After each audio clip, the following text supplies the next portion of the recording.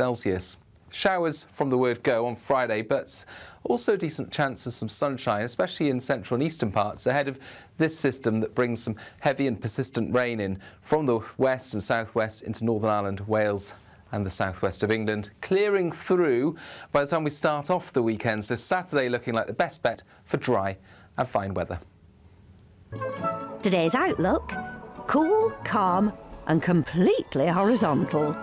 Boxed Aircon sponsors the weather on GB News.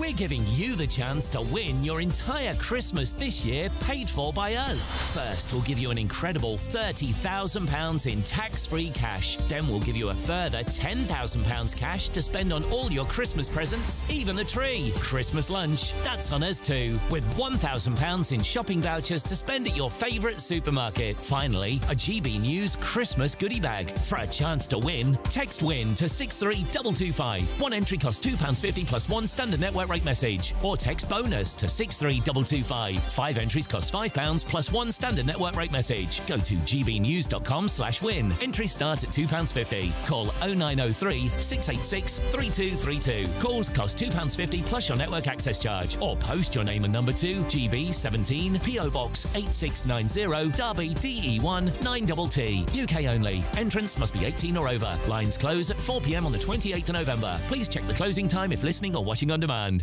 Hi, I'm Michelle Dewberry, and my show is your opportunity to cut through all the noise and dive in headfirst to some robust debates. Ideas clash. Situation, because you're deliberately avoiding my point. Nothing's held back. And if you think this is the end of it, wait for more. And we do not shy away from the difficult stuff. Sometimes I want to shake people and say, if only you understood. So join me on Jubes & Co. weeknights at 6 p.m, only on GB News, Britain's news channel. From the school run to the home run, watch a new show for all of Britain. He can say whatever he wants. A straight-talking show where all voices are heard. And, when are we going to stop talking about smashing the gangs and actually do it? With the stories that matter from every part of our country. There's a bit of a crash landing there for your Chancellor. Bold, fearless and standing up for you. That's me, Martin Daubney, 3 p.m. till 6 p.m, weekdays, here only on GB News. The People's Channel, Britain's news channel. Westminster's full of talk, but out here, it's the real world. Am I allowed to talk then? No, that's it. This is where it matters, real people and real lives.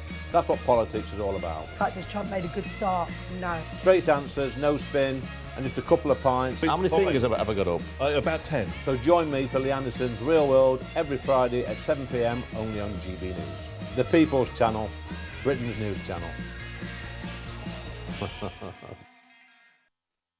You want to know what's really going on in the corridors of power? Labour don't know what to do with you half the time, and that makes you quite lethal in the chamber. Get behind the headlines with Chopper's Political Podcast. Join me, Christopher Hope, as I sit down with the great and the good of British politics. We'll see where this ruling takes us. These are the stories shaping our nation. Chopper's Political Podcast, available now on all platforms. Listen in and stay ahead.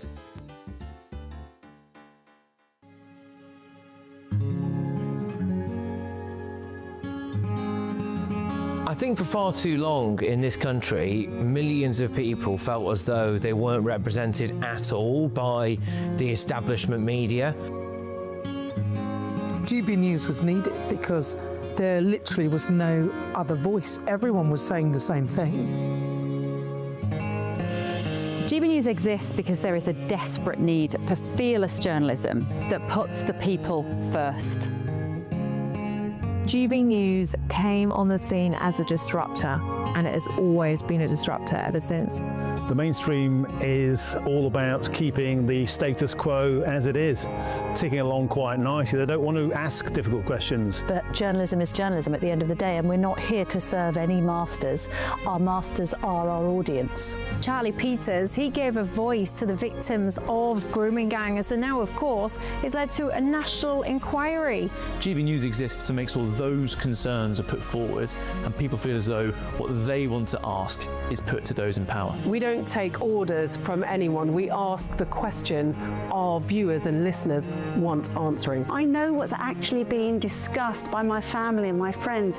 Us ordinary, hard-working British people have had enough. We've had enough. They're fed up with the same old establishment nonsense. Everything that we do is opening up conversations that others are afraid to go at. Why are you illegally bringing people into Britain? That is our job. Our job is to get to the truth. If it's important to you watching or listening at home, then it's important to us as well. That's what makes us the fearless champion of Britain.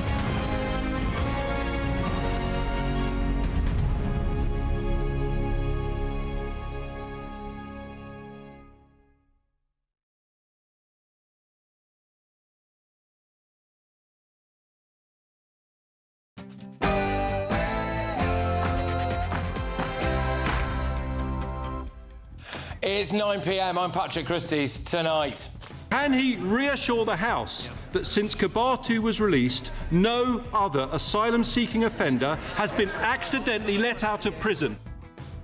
David Lammy was asked a very simple question.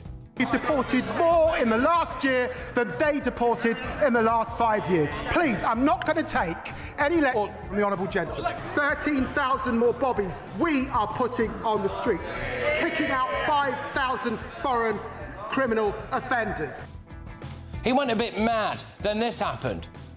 The Telegraph are reporting that a police manhunt has been launched for a second asylum seeker mistakenly freed from prison.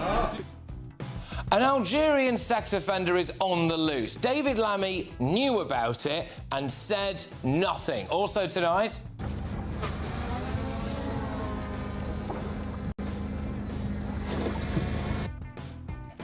this is an absolutely devastating exclusive, actually, from the Telegraph's Alison Pearson.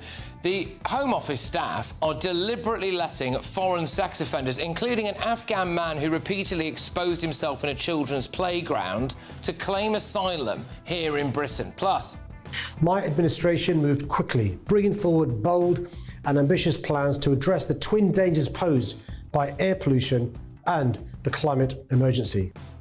oh, go on then, I'll reveal the amount of pollution caused by the pointless climate conference in Brazil. And New York will remain a city of immigrants, a city built by immigrants, powered by immigrants. Labour MPs flocked to praise New York's radical new mayor, who questioned whether Lee Rigby's killers were terrorists. On my panel tonight, we have got the Director of Popular Conservatives, Mark Littlewood, pub landlord and activist Adam Brooks, and journalist Nina Mishkov. And this councillor has had an absolute shocker. Good morning. Am I okay to start? Yes, please. Yes, no problem. Can you see the slide okay and hear me? Yes, thanks. Perfect. Good start. I'm glad we stopped it there. Well, I'll play the full clip later. Get ready, Britain. Here we go.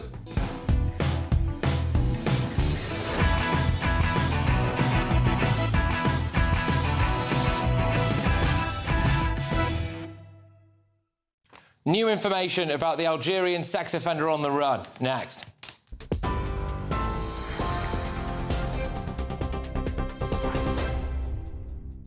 Patrick, thank you. The top stories from the GB Newsroom. A 24-year-old Algerian man mistakenly released from prison in London has been named as Brahim Kadour Sharif. He was wrongly freed from HMP Wandsworth on the 29th of October. The error wasn't reported to police until almost a week later. It's been confirmed he is not an asylum seeker but was serving time for trespass and has previously committed sexual offences. He entered the UK legally on a visit visa in 2019. He's now overstayed the visa. Well, that comes just 5 days after convicted sex offender Hadoush Kabatu was also accidentally released from Chelmsford prison. Well, today's news, though, broke after Shadow Defence Secretary James Cartledge pressed the Deputy Prime Minister David Lammy in the House of Commons on whether any asylum seekers had been mistakenly released since Hadoush Kabatu. Mr Lammy dodged those questions, instead accusing the Conservative Party of leaving Britain's prison system in chaos.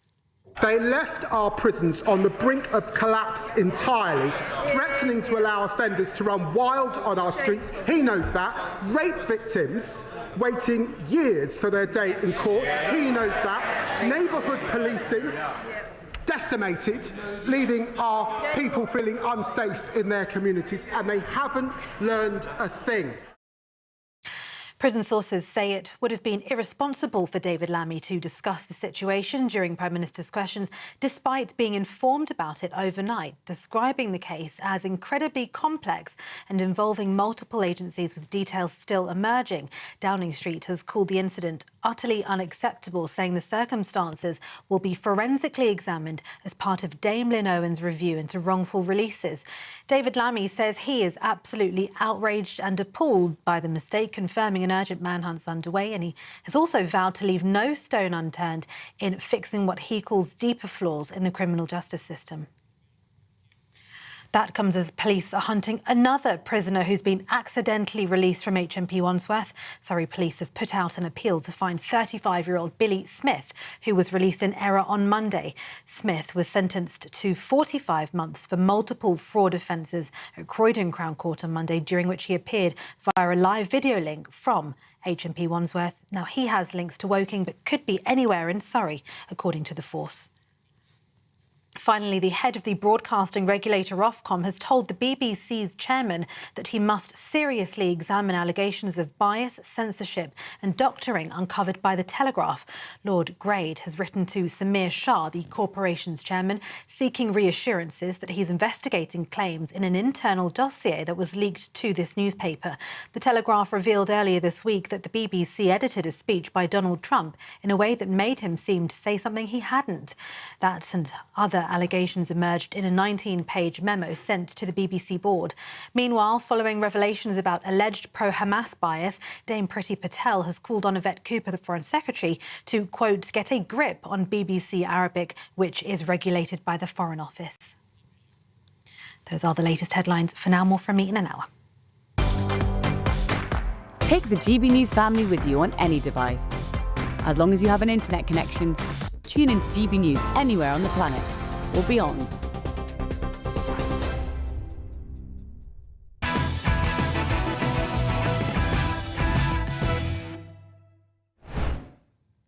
Breaking tonight, the Algerian sex criminal on the loose after being mistakenly released from prison was in Britain illegally. Brahim Kadour Sharif entered Britain on a visit visa in 2019. He was marked as having overstayed in February 2020. That's more than 5 years ago. He committed indecent exposure. He was given an 18-month community order and put on the sex offenders register for 5 years. So 4 years after he was in Britain illegally, he committed a sex offence and we just didn't deport him. He was actually in prison for another crime, trespass with intent to steal, and the footage you're watching on your television screens right now is the moment he was arrested for that. And yet, he was just allowed to wander out of Wandsworth Prison a week ago. Nobody told the Metropolitan Police until yesterday. The Justice Secretary and Deputy Prime Minister David Lammy found out about it last night, but refused to own up to it in the House of Commons today. Can he reassure the House that since Kabatu was released, no other asylum-seeking offender has been accidentally let out of prison? It's a clear question. Can he give an answer? Deputy Prime Minister. Get a grip, man. I know I'm the Justice Secretary. That's why I'm at the dispatch box, also as Deputy Prime Minister. We know that. I'm not going to pray in aid. Dame Anne Owens is a former Deputy Commissioner in London, head of the NCA. It is for her to get to the bottom of that work. I mean, there's a lot to unpack there, isn't there, actually? The level of aggression, the level of anger, the finger-waving, the shouting, the get-a-grip man, all the while, right in front of him, was a pre-prepared response about the fact that he knew this guy was on the loose. Also, you might notice he wasn't wearing a poppy there, but more on that later. It comes just days after this Ethiopian child sex offender was accidentally released.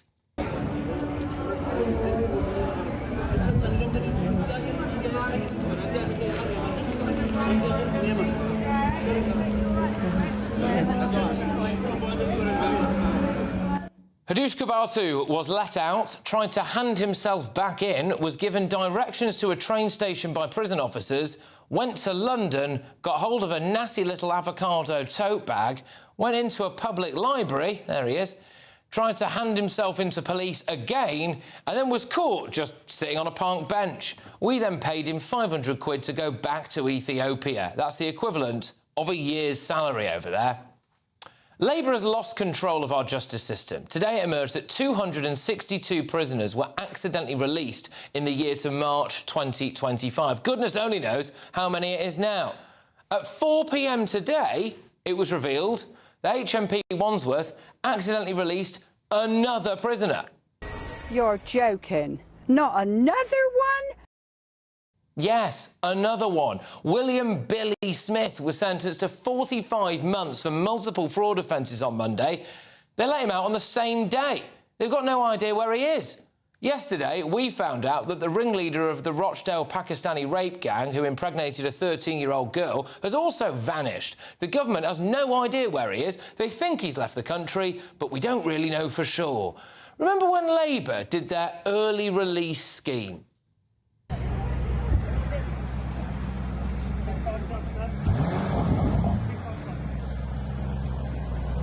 Keep going.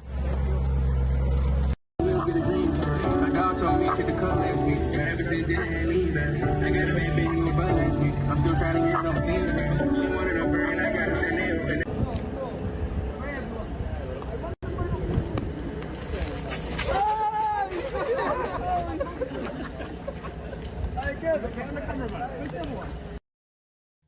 Lovely bunch of lads.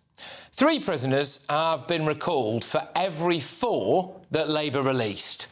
One bloke just freed himself whilst we were filming. When we were reporting, we saw a man appear on top of this fence, which you can see in the distance, which is topped with barbed wire. He jumped down to where a black vehicle was waiting for him with the car door open. He hopped in the vehicle and the vehicle left at speed. Now, the police are now investigating and the prison have told us that a roll call will now need to take place to try and determine exactly which prisoner it is that's managed to escape from HMP Kirkham. Labour say they inherited an overcrowded prison system. Well, why not just deport all of the 10,772 foreign prisoners? That is around 12% of our entire prison population. This is also a damning indictment, by the way, of the previous Conservative government, because there is no excuse for not deporting a criminal who had been illegally in Britain for 4 years. I'm talking, of course, in relation to the Algerian man who's on the loose. But it's also a catastrophe for Labour, who have unquestionably now lost control of our justice system. Let's get the thoughts of my panel. We've got the Director of the Popular Conservatives, Mark Littlewood, pub landlord and activist Adam Brooks, and journalist Nina Mishkov.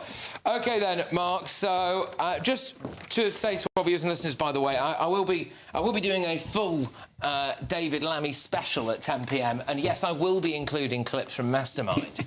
But just on the slightly more serious facts of this matter right now, it's a complete car crash, isn't it? Yes, and it's more than one car crash, isn't it? I don't just mean that 2 prisoners have been wrongly released from Wandsworth today.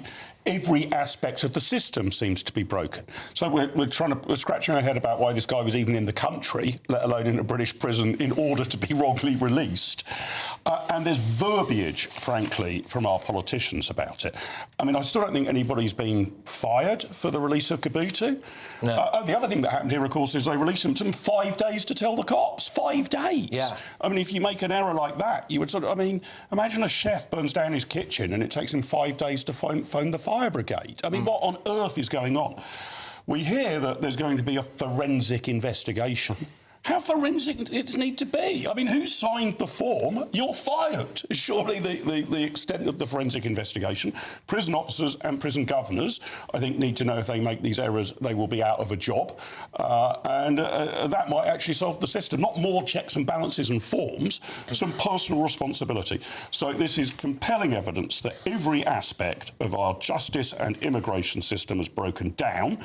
And I've not heard any compelling case from the government about how they're going to fix it, just that they want to. Yeah, I mean, it's absolutely catastrophic, really, that we have now, on top of all the other sex offenders that we just have out on the streets anyway, we've got this guy who could be anywhere. Yeah, yet another foreign sex pest amongst our women and our children. I go on about it a lot. I've got 2 daughters. This man could be anywhere. We have enough scumbags in this country as it is. We don't need to be importing. It's every day that I'm putting on my social media a rape, a sexual assault or a violent crime by one of these asylum seekers or migrants.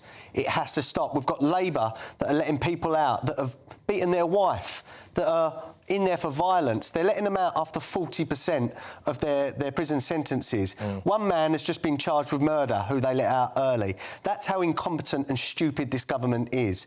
And our courts, you know, you can't make it up. We've got Liberal judges that are giving people that wave knives at people suspended sentences. We are living in a hellhole at the moment, and it is because of our government and our judiciary.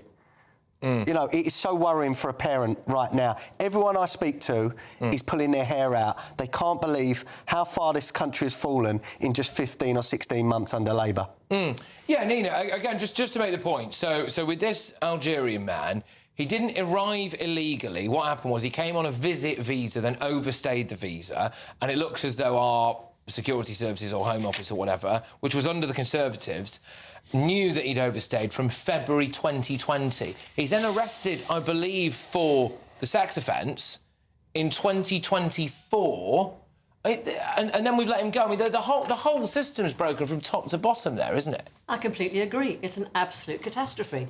But you cannot blame the current government for the state, because it's not suddenly since July last year that the prisons have been completely full. The stats say otherwise. Hang on a minute. That the prisons are completely full, that the justice system has not been working, has not been working for several years and for longer than that. If you go back to why we have so many criminals, why we are in such a state, is that the Conservatives, and David Lammy is quite right, the Conservatives decimated our police system. They decimated that. So the justice system was so backed up. Rape trials take years and years and years to come to court. But the thing is, under the Conservatives, Wandsworth Prison was found to be completely failing. When Daniel Khalifa escaped, that was a disaster. I mean, the Wandsworth Prison governor has got to go, surely. Well, there's that question of accountability. What the stats would appear to show, though, is that there has been an increase in accidental releases under the Labour Party. 128%, I believe. Well, it's extraordinary. And look, I'm more than happy to take criticisms and to make criticisms of the previous Conservative government. I don't think they built sufficient prison capacity. Agreed. And therefore, the Labour Party, when they came into office, inherited a system in considerable distress. But how long do you need to start to fix things? I mean, if we know people are being wrongly released, well, this is 15 months into this government. What can be done in 15 days? About this, because this is the point I want to make. We built 7 Nightingale hospitals during COVID. So that was within about an 18-month, 2-year period. Possibly even less, actually. We built 7 whopping great big overflow hospitals, which we basically didn't use. We could do the same with prisons. Yes, it's a bit more complicated with prisons, because obviously you need the security of not allowing people to come and go at will, which you allow in a hospital. Well, I say that. May as well just have an open stores policy. Come and go as you please. But I agree with you that I'm bewildered that this government just doesn't get its skates on anything. So even if they want to say, look, we've inherited a complete mess, why are we 15 months in without a plan to build, I don't know, Nightingale prisons or some new mega prison, or some clarity to the prison service that, you know, this will be the penalty if you make a mistake. I want you to know you'll be fired or sanctioned. Nothing has happened other than 15 months of blaming the Conservatives for the previous 14 years. That's not good enough. Well, let's remember the reason they are releasing prisoners early is because they have to, because they're physically... But that's a different thing. That's not an error, is it? No, it's the same thing, because Adam mentioned it, releasing people early. That's why they're having to do that. Under the Conservatives, and this is still bad, between 50 and 80 prisoners were released a year mistakenly. We're up to 262 It was from between March last year and that is a ridiculous jump. It is horrendous. And our prisons, we are jailing people putting people in prison for things they write on the internet. Yet we have videos that go viral of people with huge swords waving them at people, and they are getting suspended sentences. Our whole system is broken, Patrick. Well, we're agreed, aren't we? That even if we might have an argument about what you should go to prison for and what you shouldn't, why some of these people are still on the streets and being sent to prison when they should have been sent back to Algeria, it still boggles the mind that any prison could wrongly release a prisoner. Well, including, by the way, the bloke who was sentenced to 45 months for multiple fraud issues. I'm not actually sure his feet ever touched Wandsworth soil because he was sentenced at a Crown Court and then he was freed the same day. Which implies to me that he might have either been released from court or he's pulled up at Wandsworth in a prison van, gone into some kind of holding area, and they've said, right, you're up for release. I mean, the kind of... You laugh so you don't cry with this. I mean, as a guy who's in for multiple counts of fraud, you think maybe he's tried some trick to get his way out of prison. You know, but probably not. Just let him go. Well, they misheard it as a not guilty verdict when it was a guilty verdict. The thing is, our prison officers get 12 weeks of training. So if you can fit into the uniform, you're over 18, you're not falling down, you can do it. Norway, 2 years. 2 years they've trained for. And the last point I want to make is that 1 in 4 sex assaults in this country is by a foreign-born man. This is another instance where we have a sex case that has come from another country into the UK. Our women and our children are not safe from so many of these foreign men. And again, this is a topic we're going to come on to in much more detail later on. We've got a big update from Mark White, excuse me, I'm a security editor, at past, so in about 10 minutes' time or so, but then at 10 p.m, you know, I think we've got every right to get stuck right into David Lammy, frankly, and that is exactly what we're going to be doing. But if you knew that this guy was a dangerous sex offender and was on the run, why did they not tell us about it, not tell us about it at Prime Minister's Questions, and not put a picture of this guy out until very, very late this evening? Anyway, a spokesperson for the Ministry of Justice has just released this statement. The crisis in the prison system this government inherited is such that basic information about individual cases can take unacceptably long to reach ministers. On entering the House, facts were still emerging about the case, and the Deputy Prime Minister had not been accurately informed of key details, including the offender's immigration status. No media story about the individual case was yet in the public domain, and it was and remains subject to a live police investigation. The Deputy Prime Minister was asked questions about the release of an asylum seeker. As was confirmed after PMQs by the Home Office, the individual was not an asylum seeker. The Deputy PM waited until after PMQs and further facts had emerged before making that statement. There is a lot to go at there because there are some key differences. You don't need me to tell you, but there are some key differences in that statement to a statement that was released earlier today. So make of that what you will. But I've got a lot more coming your way, of course. Like I said, another big update from Mark White on it. But, of course, hey, look, this will take your mind off it. How would you like an absolute boatload of cash? Here's how.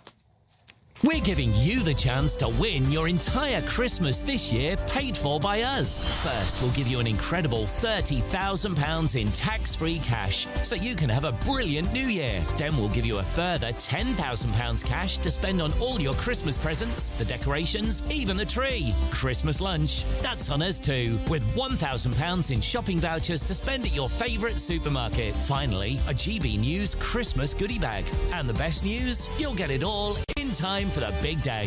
For a chance to win, text WIN to 63225. One entry costs £2.50 plus one standard network rate message. Or text BONUS to 63225. 5 entries cost £5 plus one standard network rate message. Go to gbnews.com/win. Entries start at £2.50. Call 0903 686 3232. Calls cost £2.50 plus your network access charge. Or post your name and number to GB17 PO Box 8690 Derby DE1 9TT. UK only. Entrance must be 18 or over. Lines close at 4 p.m. on the 28th of November. The winner may be contacted live on GB News, week commencing the 8th of December. Please check the closing time if listening or watching on demand. Good luck. Stay tuned for another few minutes because GB News' Home and Security Editor Mark White is going to join us live, and I believe that there might be an update on the manhunt for this Algerian sex criminal. But before that... My administration moved quickly, bringing forward bold and ambitious plans to address the twin dangers posed by air pollution and the climate emergency. Oh, go on then, Sadiq. I'll reveal all of the climate carnage wasted as a result of this COP climate conference in Brazil. They've clocked up more than 30,000 air miles, and that, by the way, is just Sadiq Khan, the mayor of West Yorkshire, and Prince William was the mayor of West Yorkshire in Brazil. 50,000 other delegates have gone as well, so goodness knows how many trees and polar bears that's killed. That's next.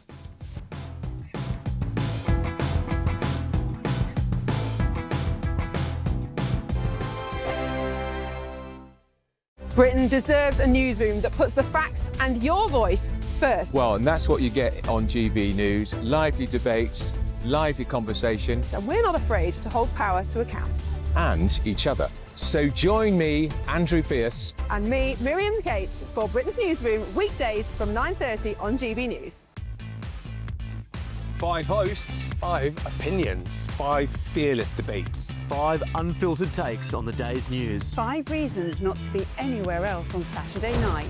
This is the Saturday 5. You got me good there. Britain's biggest Saturday night TV show. It's not a bad brand. Yeah. Uncensored. Very, very racy tonight. On the unpredictable. What did she say? Can you translate it for us? And always entertaining. And how can a country go from being led by William Wallace Saturday nights from 6 p.m. only on GB News, the People's Channel. Britain's news channel. You're going to want to stay tuned, trust me. Hi, I'm Michelle Dewberry, and my show is your opportunity to cut through all the noise and dive in headfirst to some robust debates. Ideas clash. Situation, isn't it? Because the failure is... You're deliberately avoiding my point. Nothing's held back. And if you think this is the end of it, wait for more. And we do not shy away from the difficult stuff. Sometimes I want to shake people and say, if only you understood. So join me on Jubes & Co. weeknights at 6 p.m. only on GB News, Britain's news channel. From the school run to the home run, watch a new show for all of Britain. He can say whatever he wants. A straight-talking show where all voices are heard. And, you know, when are we going to stop talking about smashing the gangs and actually do it? With the stories that matter from every part of our country. There's a bit of a crash landing there for your Chancellor. Bold, fearless and standing up for you. That's me, Martin Daubney, 3 p.m. till 6 p.m, weekdays, here only on GB News. The People's Channel, Britain's news channel. No matter the state it's in, this is our nation. Join me, Jacob Rees-Mogg, for a genuine, honest discussion on where we have been, where we are going, and where we are with the people who set the direction. Tune in to State of the Nation every Monday to Thursday, 8 to 9 o'clock. Only on GB News. In the GB Newsroom, we bring you the news as it happens. With our team of dedicated journalists across the UK. We're ready to keep you up to date with what's happening every half an hour, every single day. Bulletins here on GB News. The People's Channel. Britain's news channel. At GB News, we love to hear from you, our loyal community. So drop us a line at gbnews.com/yoursay. There, you can talk to each other and also to the presenters live on air. gbnews.com/yoursay, because GB News is your channel, Britain's news channel. Of course I apologise, and I'm sorry. I put in place the toughest checks we've ever had. I spent 14 years in opposition, and I did a hell of a lot better than he's just done. I'm looking forward to being up against the member for Newark next time. Well, David Lammy is a national and now international embarrassment, really. I'm going to be getting stuck right into that shortly. But first, is the COP climate summit completely pointless and actually bad for the environment? Time for that to head. All right, then. London Mayor Sadiq Khan's 12,000-mile round trip to Brazil for a climate conference means that he has now flown more than 28,000 miles around the world, all while lecturing us on reducing our emissions. He was joined in Rio de Janeiro by, are you ready for this? The Labour Mayor of West Yorkshire, Tracy Babin, for the C40 conference, a precursor to the COP30 climate summit. So I think they're having a climate conference before the climate conference, anyway. Prince William is also in town.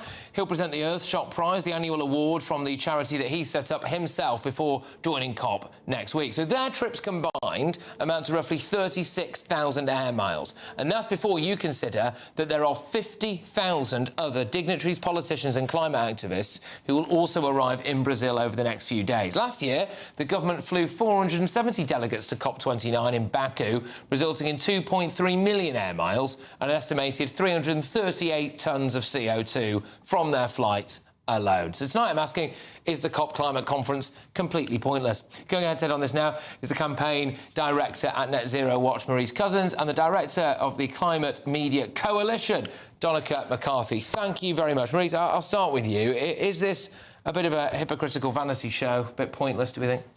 Well, look, I think a lot of that's obviously where a lot of the sort of focus is on, is a lot of the sort of some of the hypocrisy that there is. But your question is whether or not this is pointless. And I think really for us to answer that, we have to ask what is the purpose of COP, and the purpose of COP is to coordinate global action on the climate. And on that, I'm afraid, it has monumentally failed.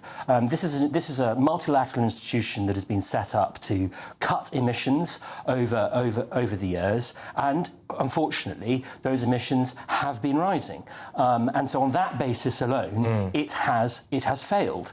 And I think another area where I would say it's failed in today is where we've been told that, for example, the world's largest polluters, that's President Trump, Xi, and I believe also Modi, they are not attending this year's conference. So on that alone, on its multilateral purpose, I'm afraid it's failed. Yeah, I mean, I rattled off the amount of CO2 that people, including bizarrely the mayor of West Yorkshire, have racked up just going there. I mean, how many dead trees and polar bears is that, Donica? You can't be happy with it. I'm going to really disappoint you, Patrick. I'm actually going to agree with Martin. Right. Not disappoint me, actually. I prefer it when people agree. It has actually failed in, as Martin quite rightly says, in cutting our carbon emissions.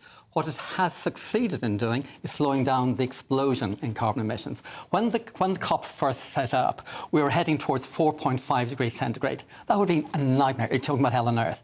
It's now reduced that to 2.7, which is far too much. It's still triggering crises across the planet.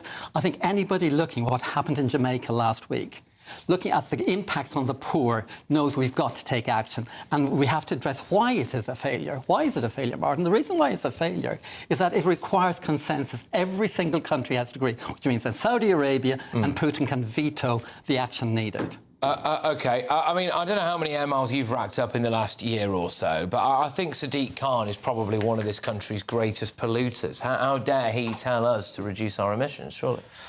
Yes, I mean the hypocrisy element is pretty galling when you see politicians lecturing us that he's made traffic and getting around London very, very difficult with imposing all sorts of anti-car infrastructure and things like that. I'm a cyclist, by the way. I need to make that point. But to see him then going around sort of saying you've got to be able to live within your climate means, but I'm going to sort of jet around the world, it's galling.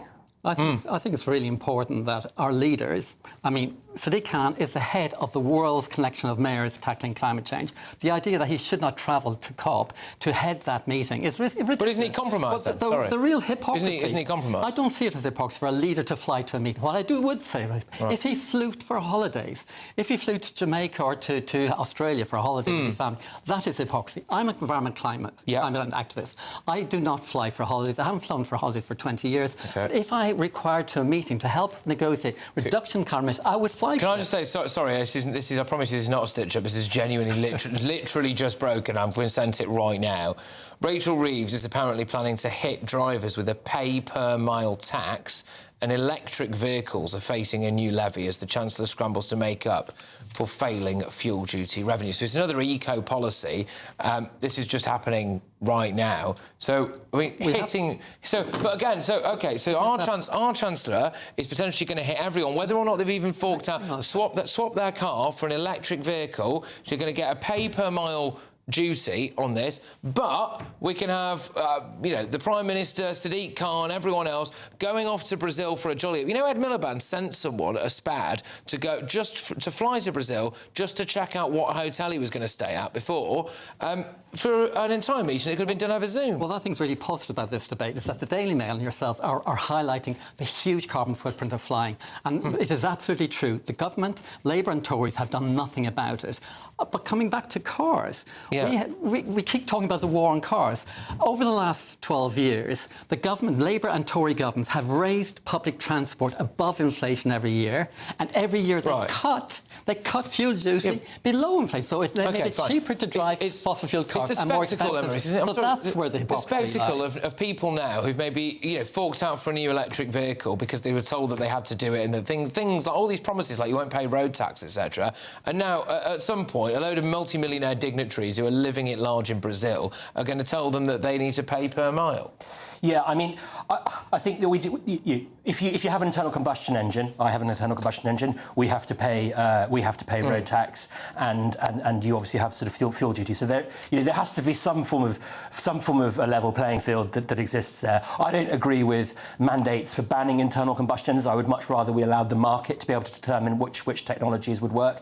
And I hope that my next car probably will be an electric vehicle because I think that the performance of those things they work better. But I won't be choosing it purely on just one metric alone, which is the climate. I mean, I suppose before we actually run out of time, we haven't had a chance to talk about the absolutely bonkers climate initiative, which, as far as I can tell, was to hack the way through an entire rainforest in Guyana to build a road that doesn't go anywhere. But in Brazil. Yeah, it was ridiculous.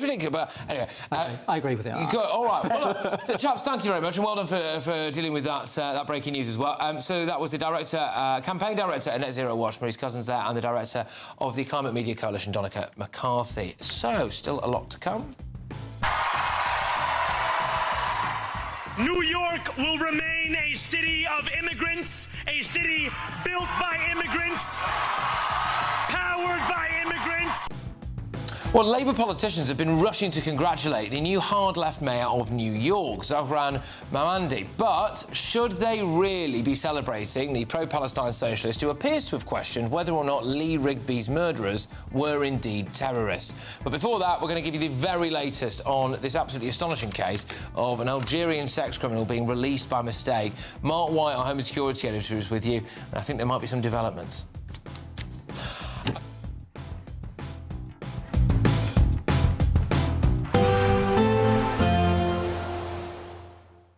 Be nice to escape the grey. Clear skies, here we come. As clear as our travel insurance. All Clear Travel Insurance sponsors GB News Travel Destinations Forecast.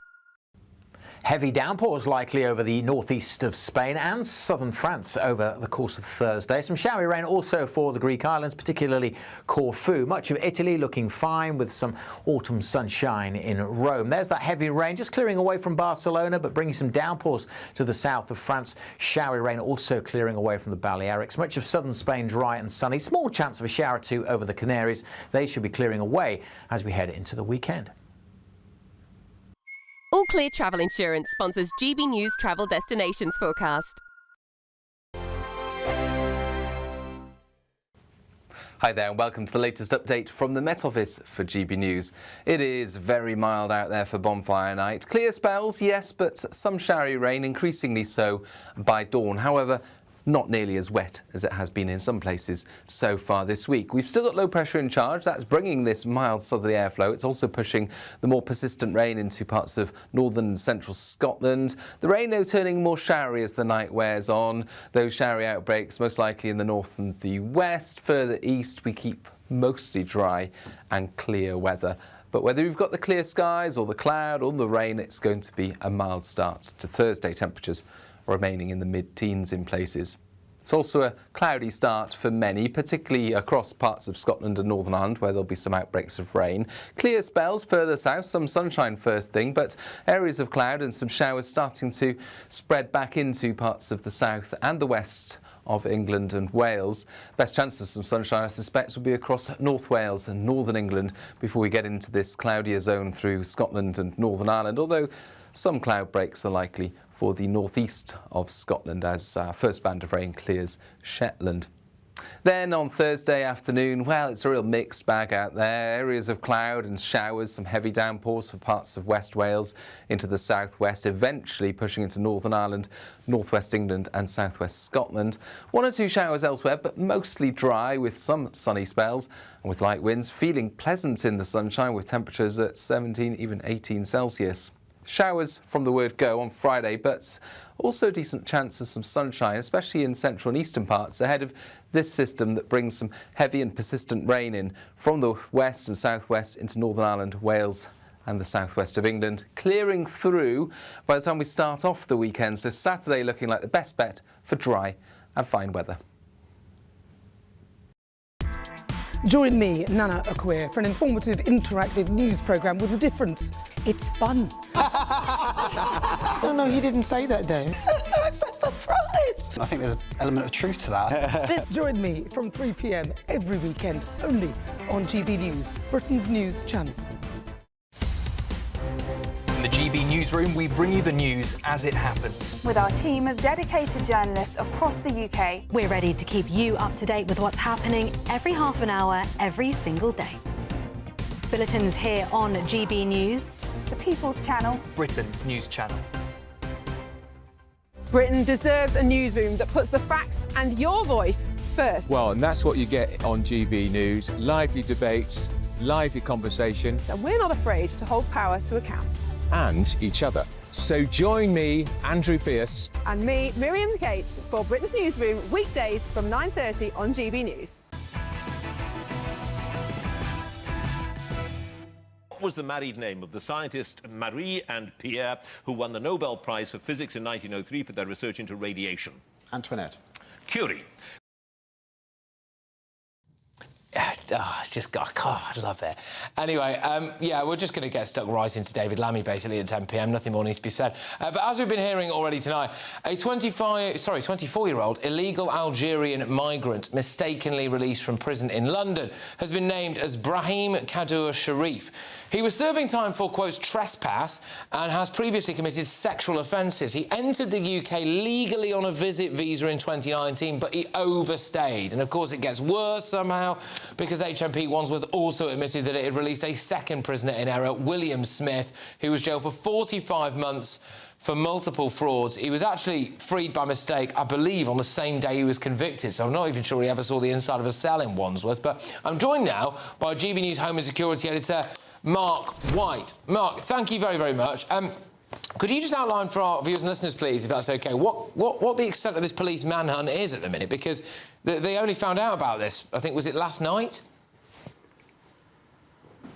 Well, the police found out about it yesterday afternoon at 1 o'clock, and they've been carrying out extensive inquiries.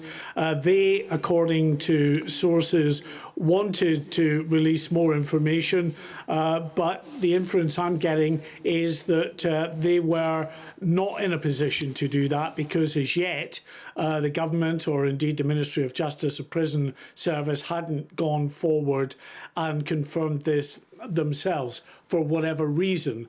And we saw the astonishing scenes in PMQs where David Lammy felt, for whatever reason, that he could not come clean and confirm that a foreign national offender, an illegal immigrant, had been accidentally released. Now, we have just had an updated statement through from the Ministry of Justice. I think it's worth me reading out to you, Patrick, that seeks in a little bit more detail to explain the thinking in David Lammy's mind at the time. It says the crisis in the prison system this government inherited is such that basic information about individual cases can take unacceptably long to reach ministers.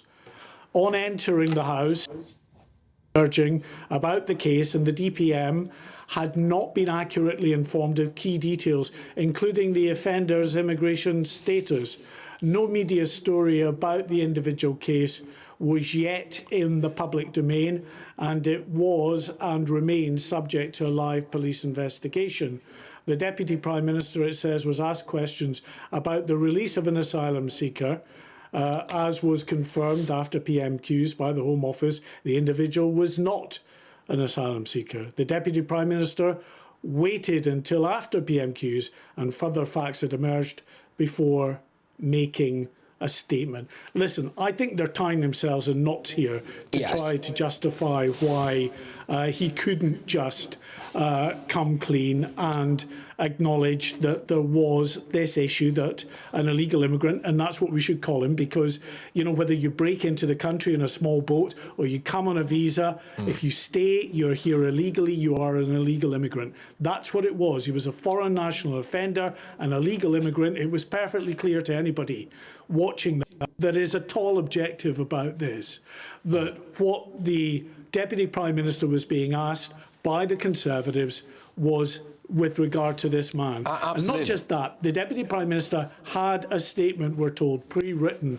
ready to go to acknowledge this particular case. We're not asking about a detailed insight into who's to blame, just some key info, confirmation that a foreign offender was accidentally released, from what prison they were released, the name perhaps of the individual, dates, things like that. Just a short confirmation that he could have given in PMQs and said, look, we can't go there at the moment, express his anger and his concern at what has happened yet again, but then tell us that at the moment we are still waiting all the facts, we can't go any further. He could have done that. He didn't do that. As I say, I just think they're tying themselves in knots and trying to, at the end of the day, come up with some kind of an explanation for what was just bizarre. Well, quite. And Mark, you're right to point that out, because the statement that has just been released from the Ministry of Justice does not entirely match the statement that we were given at GB News several hours ago, where it said that David Lammy believed it would have been irresponsible to talk about the mistaken release as details are still emerging, but then went on to say he didn't really want to do it because he was worried that it would complicate matters involving multiple different agencies. Well, I believe now that the Metropolitan Police have actually come out and said, no, we didn't mind this at all. So it's not stacking up for David Lammy, is it? And it does make the British public wonder, I think rightly, about if this hadn't have all come out in the media, would we have ever found out about this? Well, it's certainly a good question. I don't know is the honest truth, but we have found out about it. And, you know, another couple of issues within that statement, as you say, the earlier statement, the feeling that it would be irresponsible, that he didn't want to cross over as to what other agencies were doing. Well, you know, through sources in policing, we don't think that that was the case, that they were more than happy within policing to get that name and picture and confirmation out there so that the public can help in the same way that they helped so admirably in going after and identifying Hadush Kabatu when his photo was released. So there's no doubt that at the end of the day, they certainly knew, I think, what the opposition were referring to when David Lammy, I mean, they will deny it, of course, and it's, you know, that's their assertion. This is my sort of analysis and belief of what I think, you know, David Lammy, despite what people might say, he's an intelligent enough man. He's got a statement in front of him. They know that it's a foreign national offender, whether it was the niceties of asylum seeker or illegal immigrant. You know, they were prepared for it, but it didn't come out. With various things like this, you know, it can often be the cover-up that gets you. Obviously, this remains to be seen whether or not this is a cover-up. But well, he didn't say anything about it, did he? So there you go. Right, Mark, I'm going to let you get going now. Just one other thing. Like you had something to say. Just a very quick one. You know, just the old mind. It takes me a while to catch up. But also in the statement, they said that it hadn't been in the press anywhere. What does that matter? Why on earth does that matter? The key issue here is that you have got a foreign national offender on the run, someone with previous sexual offences convictions. It's all about getting the message out as soon as possible. It shouldn't be about, well, it's not broken in the press yet, so we're not in any hurry, effectively, to get that statement out. Yeah, I mean, 100%, Mark. You're absolutely right. It's not our job. I mean, it's obviously we will fill the void, of course, but it's not really our job to be doing this kind of stuff, is it? Mark, thank you very, very much. Mark White there, our Home Security Editor, as ever, an absolute legend. Well, coming up. Chemistry. What French word is used for a tube for transferring measured amounts of liquids? Pass.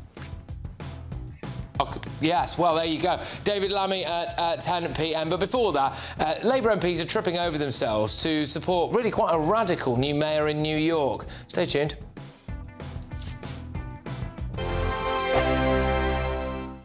I'm Michelle Dewberry. This is Jubes & Co. with you. Hello, everyone. Patrick Christys here. GB News. Britain's news channel. Access the stories that matter to you.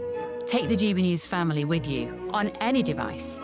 And as long as you have an internet connection, tune in to GB News, anywhere on the planet or beyond. GB News, the People's Channel, Britain's news channel. Hi, I'm Michelle Dewberry, and my show is your opportunity to cut through all the noise and dive in headfirst to some robust debates. Ideas clash. Situation, isn't it? No, because the failure is you're deliberately avoiding my point. Nothing's held back, And if you think this is the end of it, wait for more. and we do not shy away from the difficult stuff. Sometimes I want to shake people and say, if only you understood. So join me on Jubes & Co. weeknights at 6 p.m. only on GB News, Britain's news channel. From the school run to the home run, watch a new show for all of Britain. He can say whatever he wants. A straight-talking show where all voices are heard. And, you know, when are we going to stop talking about smashing the gangs and actually do it? With the stories that matter from every part of our country. There's a bit of a crash landing there for your Chancellor. Bold, fearless and standing up for you. That's me, Martin Daubney, 3 p.m. till 6 p.m, weekdays, here only on GB News. The People's Channel, Britain's news channel. Westminster's full of talk, but out here, it's the real world. Am I allowed to talk then? No, that's it. This is where it matters, real people and real lives. That's what politics is all about. The fact has Trump made a good start? No. Straight answers, no spin, and just a couple of pints. How many fingers have I got up? About 10. So join me for Lee Anderson's Real World every Friday at 7 p.m, only on GB News. The People's Channel, Britain's news channel. You want to know what's really going on in the corridors of power? Labour don't know what to do with you half the time, and that makes you quite lethal in the chamber. Get behind the headlines with Chopper's Political Podcast. Join me, Christopher Hope, as I sit down with the great and the good of British politics. We'll see where this ruling takes us. These are the stories shaping our nation. Chopper's Political Podcast, available now on all platforms. Listen in and stay ahead. Decisions made in Washington aren't just shaping America, they're shaping Britain too. From migration to global security, from crime to health. Whatever happens in the White House today will be felt in your town or city tomorrow. That's why The Late Show is live from Washington, D.C. Cutting through the politics to show you what it all means for Britain. The Late Show live every night at midnight. Only on GB News, Britain's news channel.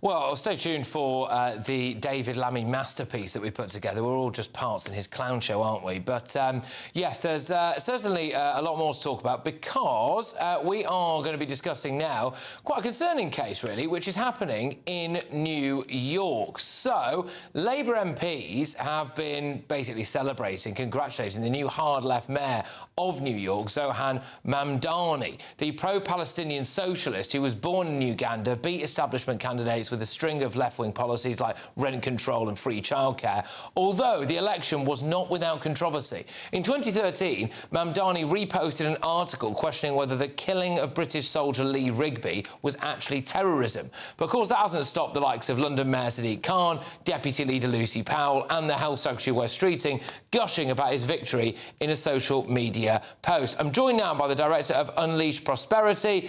It's Tim Docher. Tim, is this quite concerning for the British public that so many Labour politicians appear to be on this guy's side? Yeah, I mean, this is exactly what we were hearkening back to when Thatcher and Reagan had to join together and defeat socialism, defeat communism, and the rise of it. This is workers uniting all across the country. Look, 2 days ago, I was having dinner in Finland, in Helsinki. No joke. Our server found out we were American, and he said, "Wow, it's really exciting what's happening in New York." And I go, "What do you care about a New York mayor's race?" And he says, "Well, I'm a socialist, and if we get a socialist in, that's good for all of us around the world. We need this." And so that's what's happening. They're answering the call. The Labour Party's answering the call because, let's face it, they're socialists as well. Their policies are socialist. They love rent control. They love government-owned grocery stores. They want that in the UK, and they are going to use New York to get it. Just quickly, Tim, how radical is this guy?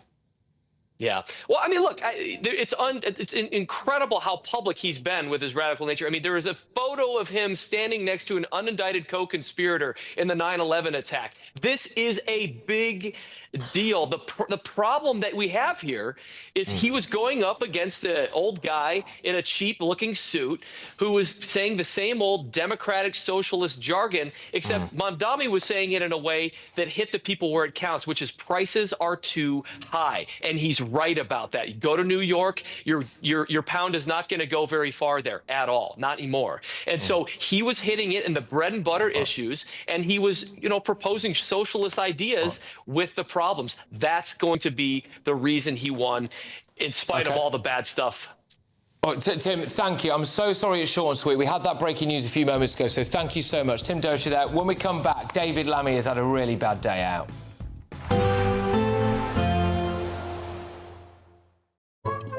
Today's outlook: cool, calm and completely horizontal. Boxed aircon sponsors the weather on GB News. Hi there and welcome to the latest update from the Met Office for GB News.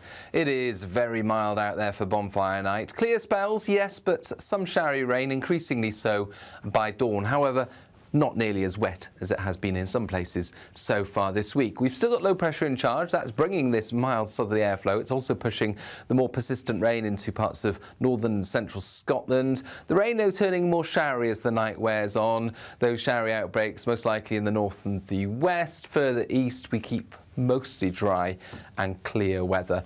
But whether you've got the clear skies or the cloud or the rain, it's going to be a mild start to Thursday. Temperatures remaining in the mid-teens in places. It's also a cloudy start for many, particularly across parts of Scotland and Northern Ireland, where there'll be some outbreaks of rain. Clear spells further south, some sunshine first thing, but areas of cloud and some showers starting to spread back into parts of the south and the west of England and Wales.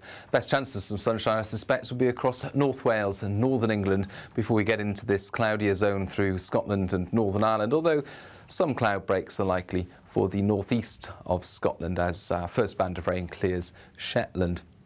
Then on Thursday afternoon, well, it's a real mixed bag out there. Areas of cloud and showers, some heavy downpours for parts of West Wales into the southwest, eventually pushing into Northern Ireland, northwest England and southwest Scotland. One or two showers elsewhere, but mostly dry with some sunny spells and with light winds, feeling pleasant in the sunshine with temperatures at 17, even 18 Celsius. Showers from the word go on Friday, but also a decent chance of some sunshine, especially in central and eastern parts, ahead of this system that brings some heavy and persistent rain in from the west and southwest into Northern Ireland, Wales and the southwest of England, clearing through by the time we start off the weekend. So Saturday looking like the best bet for dry and fine weather. Today's outlook: cool, calm and completely horizontal. Boxed aircon sponsors the weather on GB News. We could be delivering the perfect Christmas to you this year. There's £30,000 in tax-free cash to make 2026 the best year yet.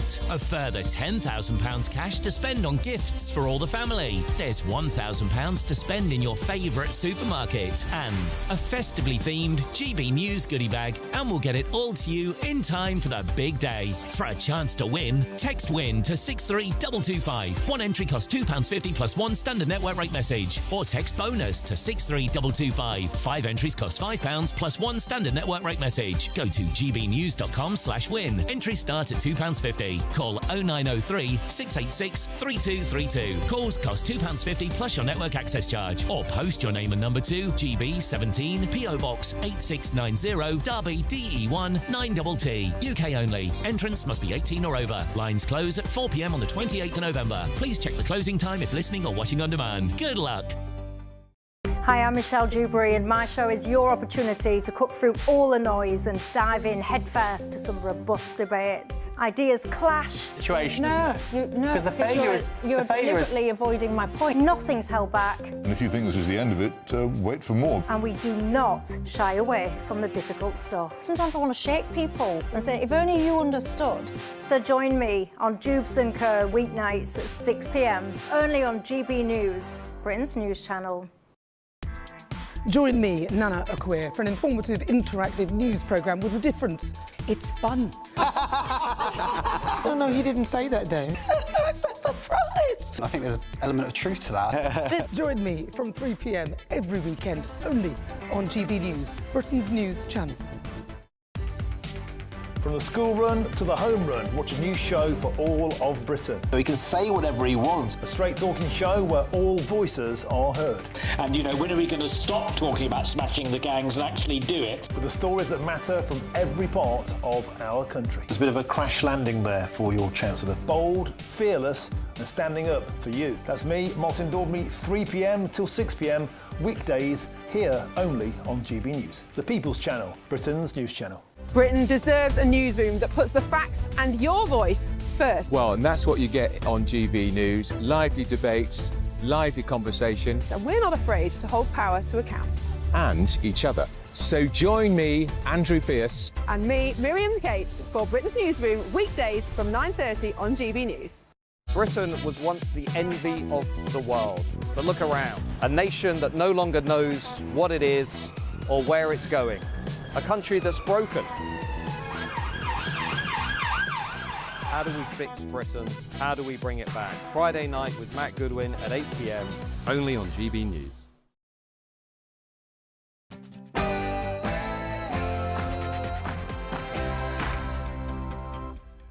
It's 10 p.m. I'm Patrick Christys. Tonight. Can he reassure the House that since Kabatu was released, no other asylum-seeking offender has been accidentally let out of prison? David Lammy was asked a very simple question. We've deported more in the last year than they deported in the last 5 years. Please, I'm not going to take any lecture from the Honourable Gentleman. 13,000 more bobbies we are putting on the streets, kicking out 5,000 foreign criminal offenders. David Lammy got very angry about it. The Telegraph are reporting that a police manhunt has been launched for a second asylum seeker mistakenly freed from prison. And minutes later, an Algerian illegal migrant sex offender was revealed to be on the loose. David Lammy is a national embarrassment, but we already knew that, didn't we? Variety of blue English cheese traditionally accompanies port. Leicester. Stilton. Didn't we? What was the married name of the scientists Marie and Pierre who won the Nobel Prize for Physics in 1903 for their research into radiation? Antoinette. Curie. Marie Antoinette was ahead of her time, wasn't she? Also tonight... Big, on to London.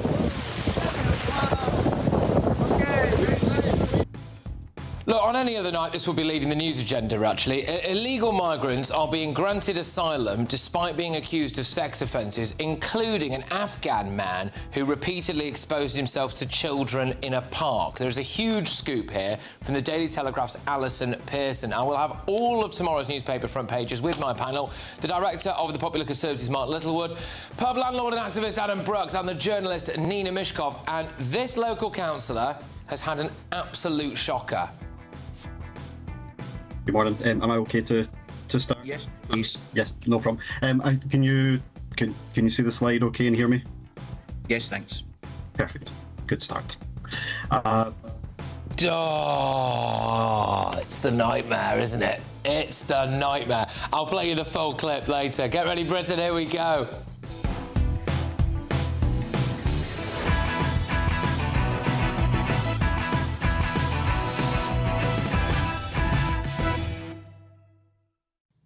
David Lammy is so dense, light bends around him. Next.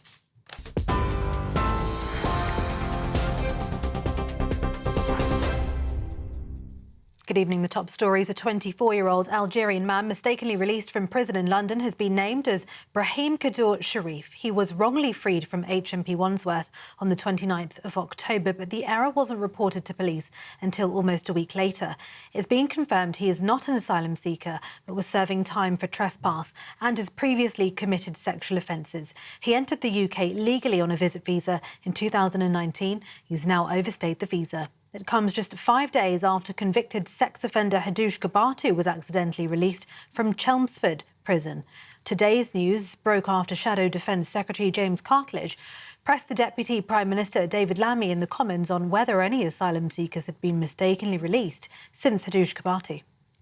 They left our prisons on the brink of collapse entirely, threatening to allow offenders to run wild on our streets. He knows that. Rape victims waiting years for their day in court. He knows that. Neighbourhood policing decimated, leaving our people feeling unsafe in their communities, and they haven't learned a thing. In an update this evening, the MOJ says David Lammy had not been accurately informed of key details about the mistakenly released prisoner when he was asked about the case in the Commons. The Ministry of Justice has defended him after he failed to answer questions about the release of the 24-year-old Algerian national, despite having been informed about the case. David Lammy earlier said he's absolutely outraged and appalled by the mistake of the release and vowed to leave no stone unturned in fixing what he called deeper flaws in the criminal justice system. Well, that as police are hunting another prisoner who's been accidentally released from HMP Wandsworth. Surrey police have put out an appeal to find 35-year-old Billy Smith, who was released in error on Monday. Smith was sentenced to 45 months for multiple fraud offences at Croydon Crown Court on Monday, during which he appeared via a live video link from prison. Surrey police says he has links to Woking, but he could be anywhere in Surrey. In other news, Donald Trump says election results in the US aren't good for Republicans after Democrats swept the first major elections of his second term. Zohran Mamdani wins the New York City mayoral race, and the Democrats also clinched key governor races in Virginia and New Jersey. 34-year-old Mamdani becomes New York City's first Muslim mayor and youngest person in over a century to lead the largest city in the US. In his victory speech, Mamdani said he will stand up for New York against Donald Trump. And a dog that killed a 9-month-old baby in southeast Wales on Sunday was an XL bully dog, according to police. The animal had been registered before a ban on the breed came into effect, according to Gwent Police. Assistant Chief Constable Vicky Townsend said while the dog in this case was registered as an XL bully, it was done so proactively before the ban came into effect. No arrests have been made at this time, she said, adding the investigation is ongoing and official identification of the dog was necessary. Those are the latest headlines. For now, more from me in an hour. For all the latest from GB News whilst you're on the go, get the GB News app. Scan the QR code now to download or visit gbnews.com/app.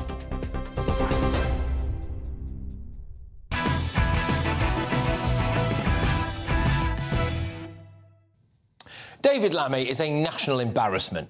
An illegal migrant sex offender from Algeria was mistakenly released from prison a week ago. He found out about it last night. The Deputy Prime Minister and current Justice Secretary then strode into Parliament without a poppy on, and then boasted about how important Remembrance Sunday is. Well, it's great to see the Honourable Gentleman in his place. I had expected to see the Shadow Justice Secretary, but nevertheless, I'm pleased to see the Honourable Gentleman. What a smarmy thing to say. Someone then told him he wasn't actually wearing a poppy, so he had to borrow a poppy from a fellow Labour MP who is an RAF veteran. So David Lammy took a poppy off an actual veteran. I mean, it's brilliant, isn't it? You couldn't make it up. Then he was asked about whether or not any more asylum seeker criminals had been accidentally released. Will he apologise to the family concerned? Deputy Prime Minister. Well, it's great to see the Honourable Gentleman in his place. I had expected to see the Shadow Justice Secretary, but nevertheless, I'm pleased to see the Honourable Gentleman. He must have missed the debate, because in the debate, of course, I said sorry for the anxiety caused whilst Kibatu was at large, and I repeat that. So just bear in mind how confident, how smug, how dismissive he is there. He was asked 5 times, and then he just kept getting more and more angry. Well, the House is thankfully quiet, so I'm surprised the Honourable Gentleman didn't hear me when I said that, of course, I apologise. After his release, I put in place the toughest checks we've ever had in the prison system. I'm the Justice Secretary, that's why I'm at the dispatch box, also as Deputy Prime Minister. We know that. We've deported more in the last year than they deported in the last 5 years. Please, I'm not going to take any lecture from the Honourable Gentleman. 13,000 more bobbies we are putting on the streets, kicking out 5,000 foreign criminal offenders. I've got to say to the Honourable Gentleman, he should do better. This is cinema, because minutes later, news broke that an Algerian illegal migrant called Brahim Kadour Sharif was on the run. It then emerged that David Lammy, the whole time he was talking there, getting very angry, had a pre-prepared statement about that Algerian sex criminal in front of him, but chose not to read it out. Well, unfortunately for David Lammy, we've got a copy of his statement. There it is, written in colourful crayons and nice big handwriting, just for Mr. Lammy. Anyway, when GB News asked why he didn't read it out, we got this response. David Lammy believed it would have been irresponsible to talk about the mistaken release of a second foreign prisoner while details were still emerging. He declined to answer repeated questions about whether any further migrants were released because he didn't want to complicate the case involving multiple agencies. Well, this has now been rubbished by the actual Met Police, who have thrown Mr. Lammy under the bus. They've said that they had no problem with him releasing the details, there were no operational issues, and they're frustrated that he actually used the police as an excuse for not revealing he knew everything about this Algerian sex criminal being on the run in Parliament. And can I just say, literally in the last, 3 or 4 minutes, this has come through to me. It's been reported in the Times. David Lammy refused to come back and answer more questions in the House of Commons over the accidental release of this Algerian sex criminal, despite being specifically asked to by the Speaker of the House of Commons because he thought it would be, quote, career suicide. Well, maybe he has got one thing right. I mean, he's in big trouble here, big trouble. But it isn't the first time that David Lammy has been made to look like an idiot by the police. If it feels like neighbourhood policing has vanished, it's not around you. We haven't seen a police while I've been here, and I've been here for a little while now. Yesterday, Mr. Lammy was humiliated after a French court acquitted a taxi driver of trying to steal his and his wife's luggage and diplomatic passports. David Lammy is accused of leaving the back of that guy's taxi looking like a pigsty, complaining about the, quote, effing French, and not wanting to pay for the journey. David Lammy is an ocean-going, weapons-grade embarrassment, but we knew that, didn't we? He thought that Henry VII succeeded Henry VIII to the English throne. Who acceded to the English throne at the age of 9 on the death of his father Henry VIII in 1547? Henry VII. Edward VI. He mixed up his colours and his cheeses. Which variety of blue English cheese traditionally accompanies port? Leicester. Stilton. Red Leicester, yeah. Which blue cheese? Anyway. He thought that Marie Antoinette cured cancer. What was the married name of the scientists Marie and Pierre who won the Nobel Prize for Physics in 1903 for their research into radiation? Antoinette. Curie. And he doesn't even know what a pipette is. Chemistry, what French word is used for a tube for transferring measured amounts of liquids? Pass. Every time he opens his mouth, he drops a massive clanger. Here he is on Nigel Farage. I will leave it for the public to come to their own judgments about someone who once flirted with Hitler Youth when he was younger. That is for the public. People have to follow him around with a big mop and bucket, telling him to clean up his own mess. I will leave it for the public to come to their own judgments about someone who once flirted with Hitler Youth when he was younger. That is for the public. Yeah, he then had to go out and apologise for that. The spectacle of seeing David Lammy anywhere near high office is humiliating for all of us. It humiliates Britain at home. It humiliates us on the world stage. I think he should apologise to us all. But, you know, is an apology really good enough? As Caribbean people, we are not going to forget our history. We don't just want to hear an apology, we want reparation.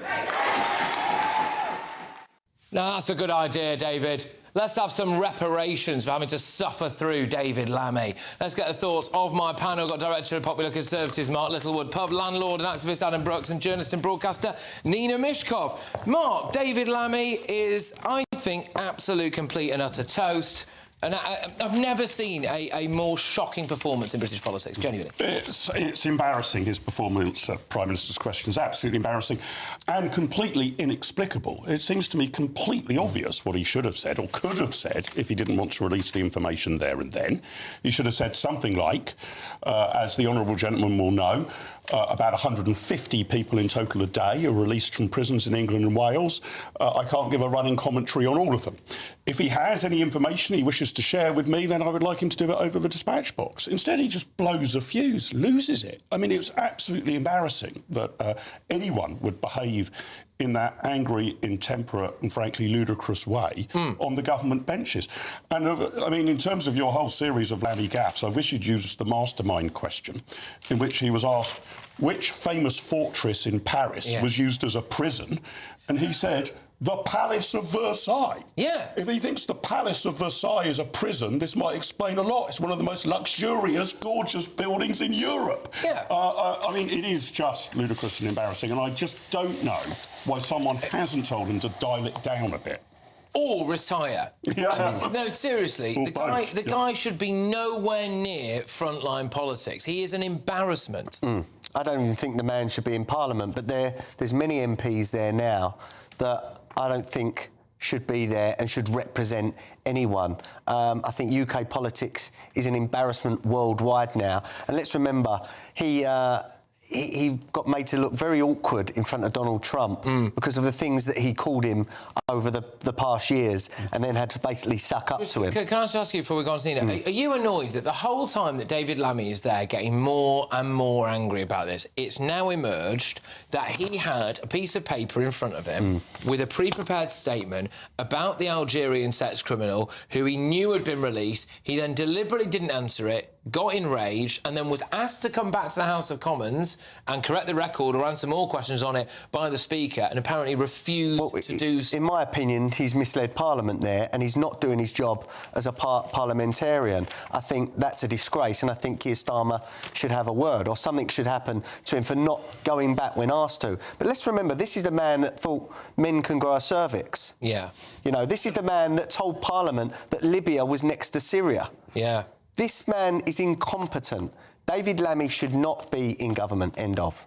Nina, has he got to go here, or even for his own sake, more than anything else? I mean, you know, he's one gaffe away. I mean, look, the guy's already a laughingstock, isn't he? Well, if we're talking about specifically his job now, he's been in the job since September the 5th, OK?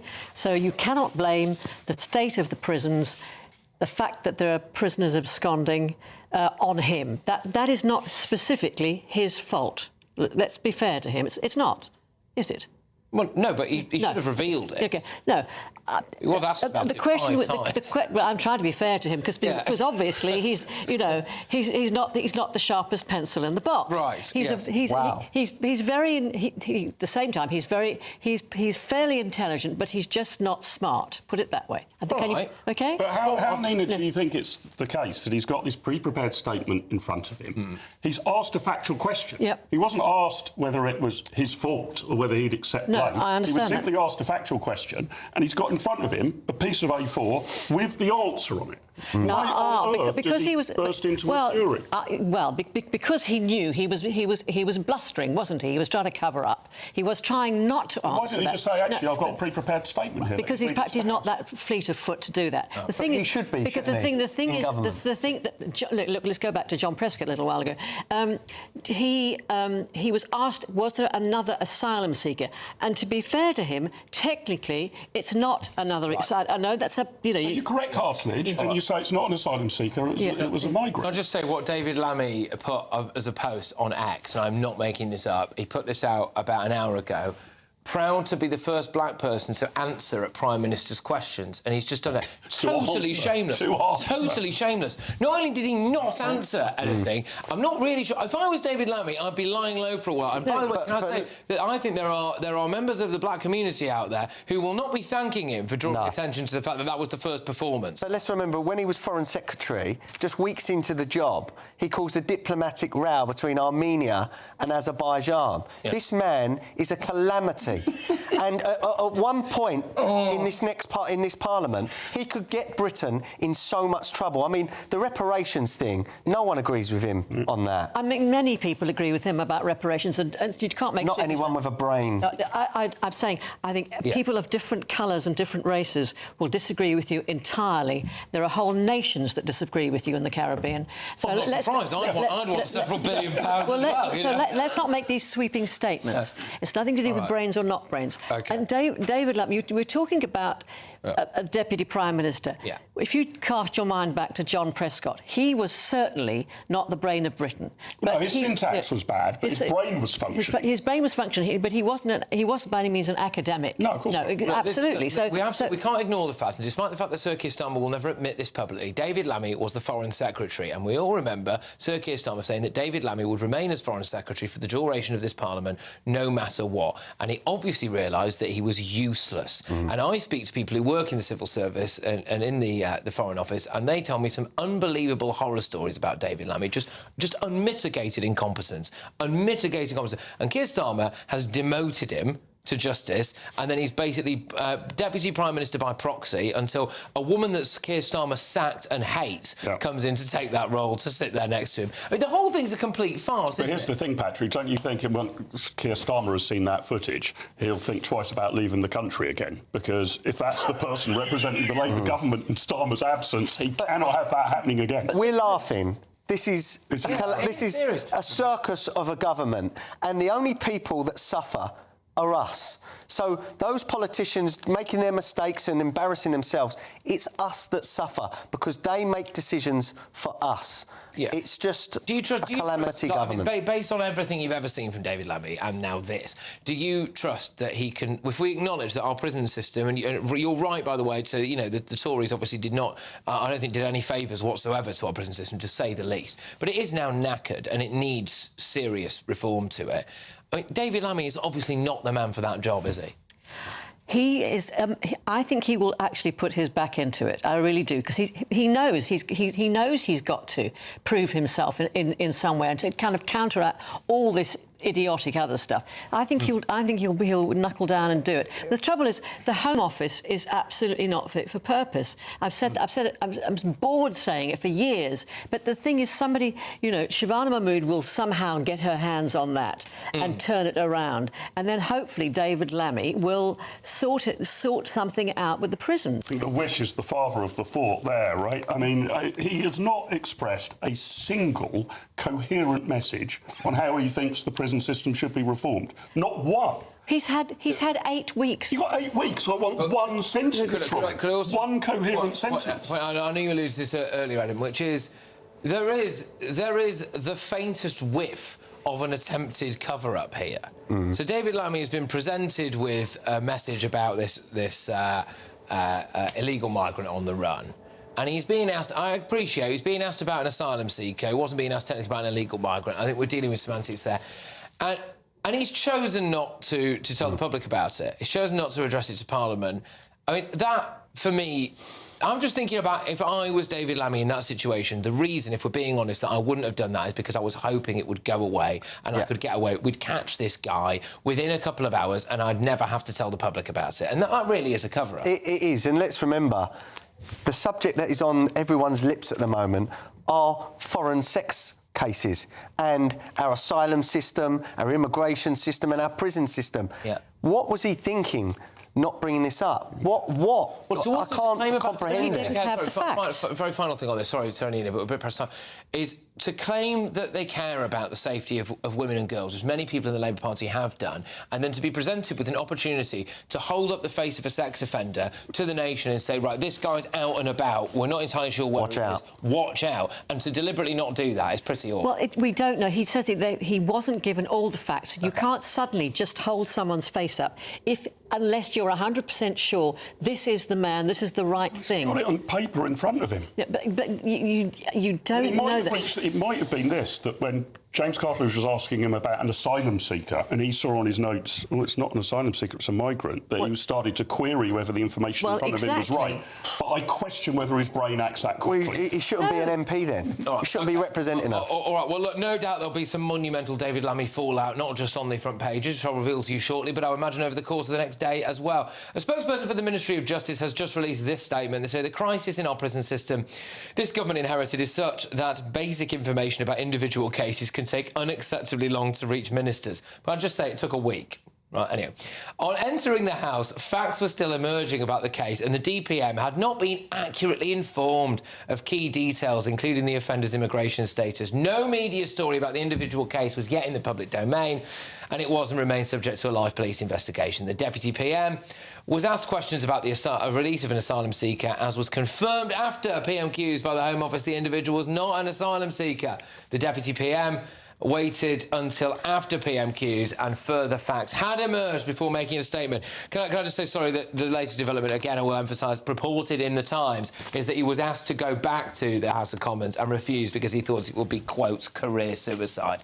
Now, all right, I have got a really kind of unbelievable story coming your way, which is that people, including an Afghan man who's been repeatedly flashing children in a park, has been granted asylum in this country. A huge exclusive from Alison Pearson in The Telegraph. But to take your mind off things, make you feel a bit better, we are approaching the festive season, and here's how you can be about 40-odd grand richer. Go on. We're giving you the chance to win your entire Christmas this year paid for by us. First, we'll give you an incredible £30,000 in tax-free cash so you can have a brilliant new year. Then we'll give you a further £10,000 cash to spend on all your Christmas presents, the decorations, even the tree. Christmas lunch, that's on us too, with £1,000 in shopping vouchers to spend at your favourite supermarket. Finally, a GB News Christmas goodie bag. And the best news? You'll get it all in time for the big day.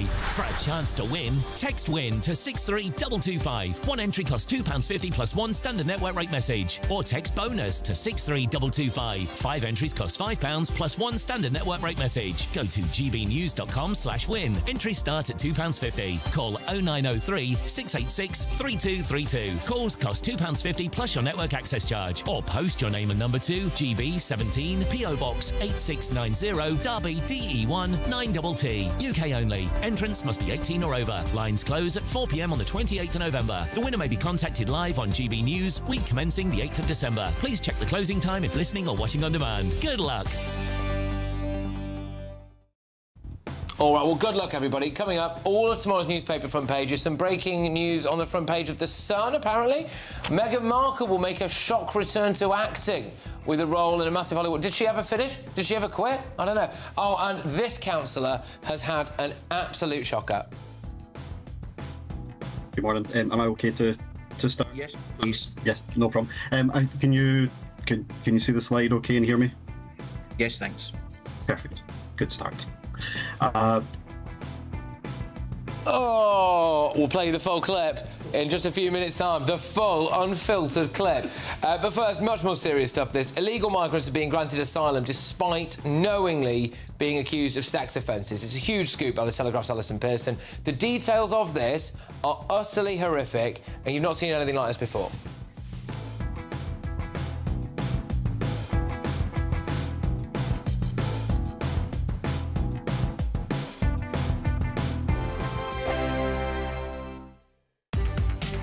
From the school run to the home run, watch a new show for all of Britain. He can say whatever he wants. A straight-talking show where all voices are heard. And, you know, when are we going to stop talking about smashing the gangs and actually do it? With the stories that matter from every part of our country. There's a bit of a crash landing there for your Chancellor. Bold, fearless and standing up for you. That's me, Martin Daubney, 3 p.m. till 6 p.m. weekdays, here only on GB News. The People's Channel, Britain's news channel. This is GB News, Britain's news channel. They do say, Oggy, that we are what we eat. Just, looking up and down. But anyway, I mean, during your sporting career, when you was a cricketer, you'd have been a lot slimmer, eating different food probably, a different regime. Tell us about that. To be fair, wasn't eating a lot of different food, but I was active. I went into the gym, I was on a cricket pitch 5 days out, and you burned the food off, so you didn't have to really watch what you ate. Yeah. And for the last 12 years, I've been putting things in and not burning them off. OK, so, yeah, it's time to take that. But you're a Yorkshireman. And you play cricket for Yorkshire. It's a great honour for a Yorkshireman, isn't it, to play cricket for his Massively, county? yeah. Because back in the day, you had to be born in Yorkshire, didn't you, to actually play for Yorkshire? Yeah, I was born back in Yorkshire. My mum and dad were in Pelsall. We moved back into Yorkshire, so I was born in the county, so I was allowed to play for it. But I was a late bloomer. 18, I wasn't playing for the academy, and I got a Yorkshire contract late on. And it just went really, really quickly. So how does it work? A lot of young people playing these sports at school and that, they played probably football, rugby and cricket, weren't they? Is that you? Yeah, so at school, I went to a comprehensive school that had a choice of football or football. Yeah. Wasn't my favourite sport, but I wanted to play sport, so I played football for school, and then in the winter I played rugby for my local rugby club, and then cricket for my local cricket club in the summer. So when did it really start for you at cricket then? So when did that penny drop that you wanted to be a cricketer? A big piece of luck. Phil Carrick came into Pudsey Kongs, who was an ex-Yorkshire captain, saw me playing third team and put me in the first team. Really? And so I was 17, Why did he do 18. That? He saw something in me. I don't know, because everybody else had overlooked me. I think it's because I swung the ball away. GB News, the People's Channel. Westminster's full of talk, but out here, it's the real world. Am I allowed to talk No, now? that's it. This is where it matters, real people and real lives. That's what politics is all about. In fact, has Trump made a good start? No. Straight answers, no spin, and just a couple of pints. How many fingers have I got up? About 10. So join me for Lee Anderson's Real World every Friday at 7 p.m. only on GB News. The People's Channel, Britain's news channel.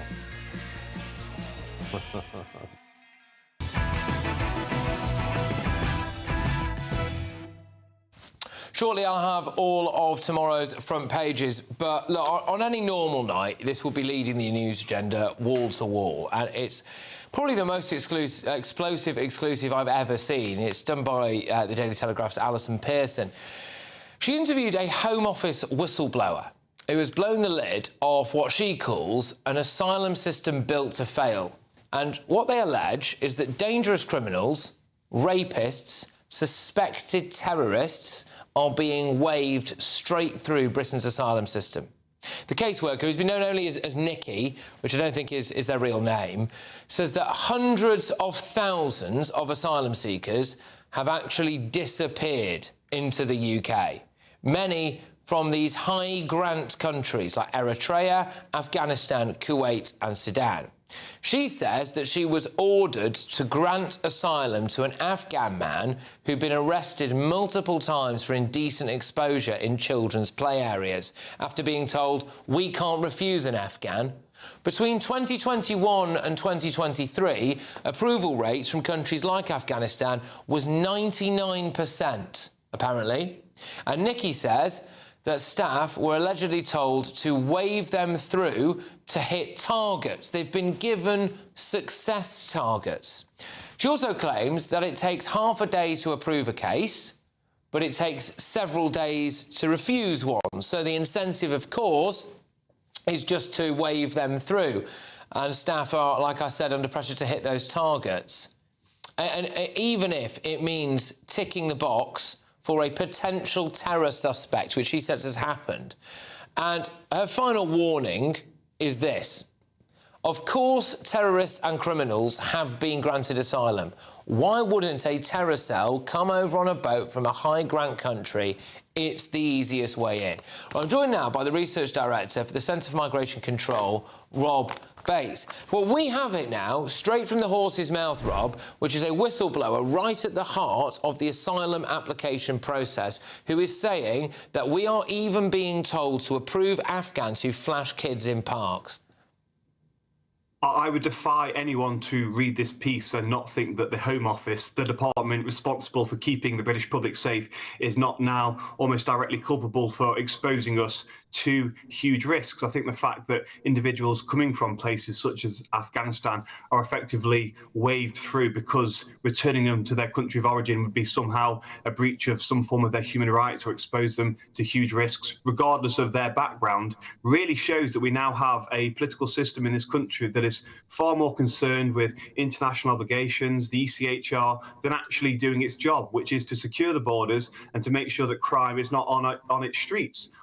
And in the last 12 months, we've probably seen now every single local authority across the UK has seen some form of crime being brought into their communities because of the asylum system, individuals being housed in hotels and HMOs. And this is a system that now is exploding. We know there's a record number of asylum applications last year. It is ripe for exploitation. And Home Office's own internal analysis suggests that 50% of cases, asylum cases, are not being done to a high quality, to a high standard. It's actually remarkable. You know, it's even worse than all this. So that asylum caseworker was actually disciplined for refusing to approve an Afghan man's application because he had been arrested several times for indecently exposing himself in a children's play area. So if you work in the applications network there at the Home Office and you refuse a persistent Afghan child sex criminal, you get disciplined. It's perverse. We've got our incentive structure the whole wrong way around. It's back to front, effectively. Unfortunately, there are many individuals, undoubtedly, such as this, Nikki, that are under huge pressure. They know what they're having to do is wrong. They know what they're having to do is not what they signed up to do when they joined the Home Office and thought they would be doing good for the country. But unfortunately, the incentive structures that are in place and the middle management and undoubtedly the instructions that they're getting from political leaders in the Home Office as well mean that they've got no choice but to waive these individuals through. I think it's a really unfortunate state of affairs that we've reached a point now that I would really struggle to see how anyone in the country can have trust in the Home Office to actually make sure that we are safe. We know that individuals coming across from small boats, their nationalities, your Syrias, your Afghanistans, we've seen a 110% increase in sexual offence convictions since 2021. An endless, almost daily drip of heinous crimes being committed. We've seen Iranian terrorists trying to sneak in, Iranian terrorists sneaking in as well. This is a crisis that, unless we pretty much say to anyone that comes in illegally, anyone that tries to lodge an asylum claim, unfortunately, actually, our starting position is that you will not be given this status. Then we continue to see these problems mount up. There's another quote that I'll just leave us with. Thank you for being with us tonight, Rob. But this poor woman who's been working in there, who now feels as though she's compelled to speak out because she just can't live with the consequences of what she's being asked to do. She says, "I think it is inevitable that a man I grant asylum to will rape or murder a young girl." And this is coming straight out of the asylum applications process. There is more to come with this. Rob, thank you. I'll part company with you this evening, but take care, mate. Rob Bates there, of course, who is the head of migration control. Just to give you this Home Office right of reply now. So they say, "We take all allegations seriously and are committed to addressing any concerns appropriately. However, we do not accept the characterisation of these concerns as presented. The integrity of the UK immigration system is paramount. We operate within a robust framework of safeguards and quality assurance measures to ensure that all claims are thoroughly assessed, decisions are well-founded and protection is granted only to those who meet the established criteria. We are changing the law so individuals convicted of sexual offences cannot be granted asylum in the UK." I'm very pleased to say that tomorrow night on this show, I will be joined by the journalist behind that exclusive, Alison Pearson herself. And I know she's going to want to say a thing or two about what I've just read out there. Coming up, all of tomorrow's newspaper front pages. Breaking on the front page of the Daily Telegraph, Rachel Reeves is going to make you cough up more just to drive your car. I forecast a perfect holiday in the sun. Weather looking good then? For sure, and no worries about our travel insurance. All Clear Travel Insurance sponsors GB News Travel Destinations Forecast. Heavy downpours likely over the northeast of Spain and southern France over the course of Thursday. Some showery rain also for the Greek islands, particularly Corfu. Much of Italy looking fine with some autumn sunshine in Rome. There's that heavy rain just clearing away from Barcelona, but bringing some downpours to the south of France. Showery rain also clearing away from the Balearics. Much of southern Spain dry and sunny. Small chance of a shower or two over the Canaries. They should be clearing away as we head into the weekend. All Clear Travel Insurance sponsors GB News Travel Destinations Forecast. Hi there and welcome to the latest update from the Met Office for GB News. It is very mild out there for bonfire night. Clear spells, yes, but some showery rain, increasingly so by dawn. However, not nearly as wet as it has been in some places so far this week. We've still got low pressure in charge. That's bringing this mild southerly airflow. It's also pushing the more persistent rain into parts of northern and central Scotland. The rain, though, turning more showery as the night wears on. Those showery outbreaks most likely in the north and the west. Further east, we keep mostly dry and clear weather.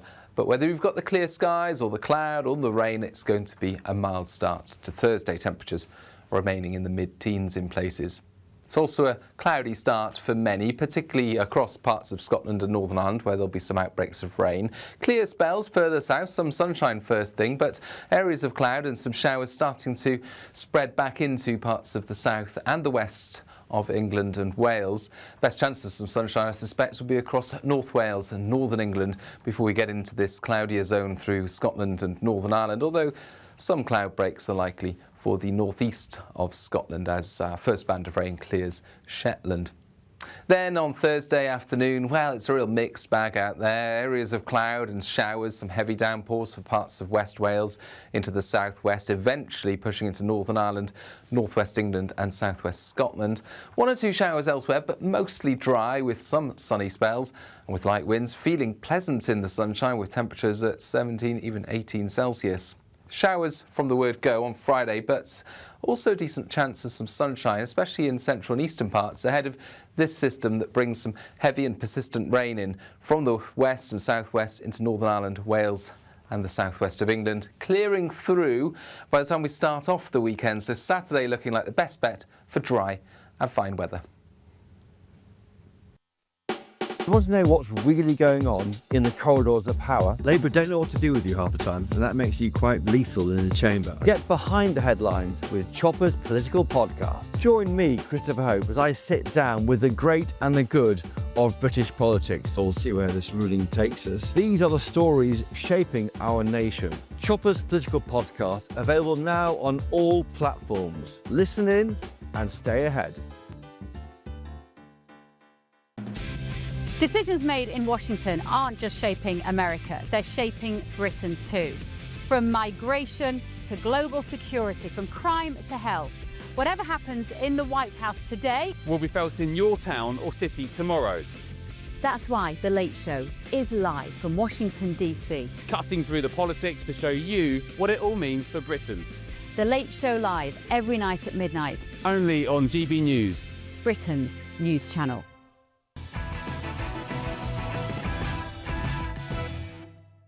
Welcome back. Let's give you a first look at tomorrow's newspaper front pages, starting with the Daily Telegraph. Rachel Reeves might be about to make you pay per mile. And someone's burning an effigy of Sir Keir Starmer, so lots going on. The Guardian, David Lammy under pressure after two more prisoners mistakenly freed. I think under pressure is putting it mildly, really. The Metro, Lammy grilled over latest jail bungle. Then we've also got the I paper, manhunt for new missing prisoners as Deputy PM feels the heat over blunders. Well, yes, it's scorching hot for David Lammy, that heat, isn't it? However, those are your newspaper front pages, some of them. We're going to start on the Daily Telegraph, and we are going to go for the paper mile. We've done Lammy, I'll turn to it in the next hour. Rachel Reeves, owners of electric vehicles could face an extra £250 a year bill as fuel duty revenue falls. You're pay per mile. This was Adam. God, sorry. This was a conspiracy theory. Yeah, look, I remember speaking about pay per mile driving many years ago. A lot of us at Together Declaration was warning what was coming. And everyone said we were conspiracy nuts, never going to happen. All the left were saying we had these imaginations going beyond. But look, it's coming in and. Oh, sorry, you've been cut off by Prince William. Sorry about this. Apparently, Prince William is on the green carpet at the Earthshot Awards. There he is. These are live shots for you. That's also Kylie Minogue. Hello. No idea who the other guy is. And this is Shawn Mendes, who is a singer. And, yeah, good. And this is live shots of Rio de Janeiro, and it's the Earthshot Prize. So it's the build-up to COP, isn't it? Well, I suppose in a way this ties in. I do like his jacket, though. Fair play. OK, the smart Alex in the gallery who've been feeding me who Kylie and Shawn Mendes are. Any idea who the two on the left are? No. Right. So, no ideas, anyone? Not a clue. Anyone got any ideas at home? Do you know who these people are? No. So, anyway, I suppose this ties in a bit with what we're talking about, the pay-per mile thing. So, they've all jetted off there, not having a go at our future king. But, I can bring in Cameron Walker, who is there for us as well, in Rio de Janeiro. Cameron, are you currently looking at the future king? Patrick, I am looking at the future king with Kylie Minogue and Shawn Mendes. I suppose Shawn Mendes is a big superstar with the younger generation. Kylie Minogue, perhaps more familiar with our viewers. Yes, the green carpet, of course, for the Earthshot Prize, a very special event for Prince William, trying to find solutions to repair the planet over the next decade. But it's the glitz and the glamour of the night, isn't it, Patrick? With performances with Kylie Minogue and Shawn Mendes. And, of course, we've got a great British business here tonight, Matter, which has just won a major deal with IKEA. And this is a really tiny business from Bristol we're talking about, Patrick, here, who, thanks to Prince William and his convening power and Earthshot, has managed to get this big deal with IKEA, getting their filters, their microplastic filters, into big factories in the Far East and into the Philippines, cleaning up our water. So Prince William was talking about that earlier on today. He was incredibly excited, as you can probably imagine. We also managed to speak to you on the red carpet, or green carpet, I should say Sadiq Khan, Patrick, your favourite person in the entire world. And we've also had the Prime Minister and the Energy Secretary, Ed Miliband, walk past us too. We did try and chat to them. They didn't particularly want to chat. We got a quick word for Sadiq Khan, but he ran off before he could ask any difficult questions. But it's been a quite star-studded green carpet here. And of course, Prince William tomorrow is flying alongside the Prime Minister. They're both going to Belém to the COP30 climate conference. So climate very much a theme, Patrick, of this Earthshot. But of course, as I said, great British business on offer here too. Well, Cameron Walker, thank you very, very much. And can I just say, we're going to, in the next hour, presumably we'll play out whatever Cameron managed to glean from Sir Sadiq Khan. But Cameron, you look really at home on that green carpet. The glamour there is absolutely shining through. A fantastic tux. Well done, my man. That's Cameron Walker there, who's our royal correspondent. We caught a glimpse there, live shots of the future king, the current Prince William. All right, OK, well, we're going to take a little break. But I have got some more front pages for you. Don't roll your eyes at me. I know what you're going to do. Don't roll your eyes at me. But Meghan Markle is back.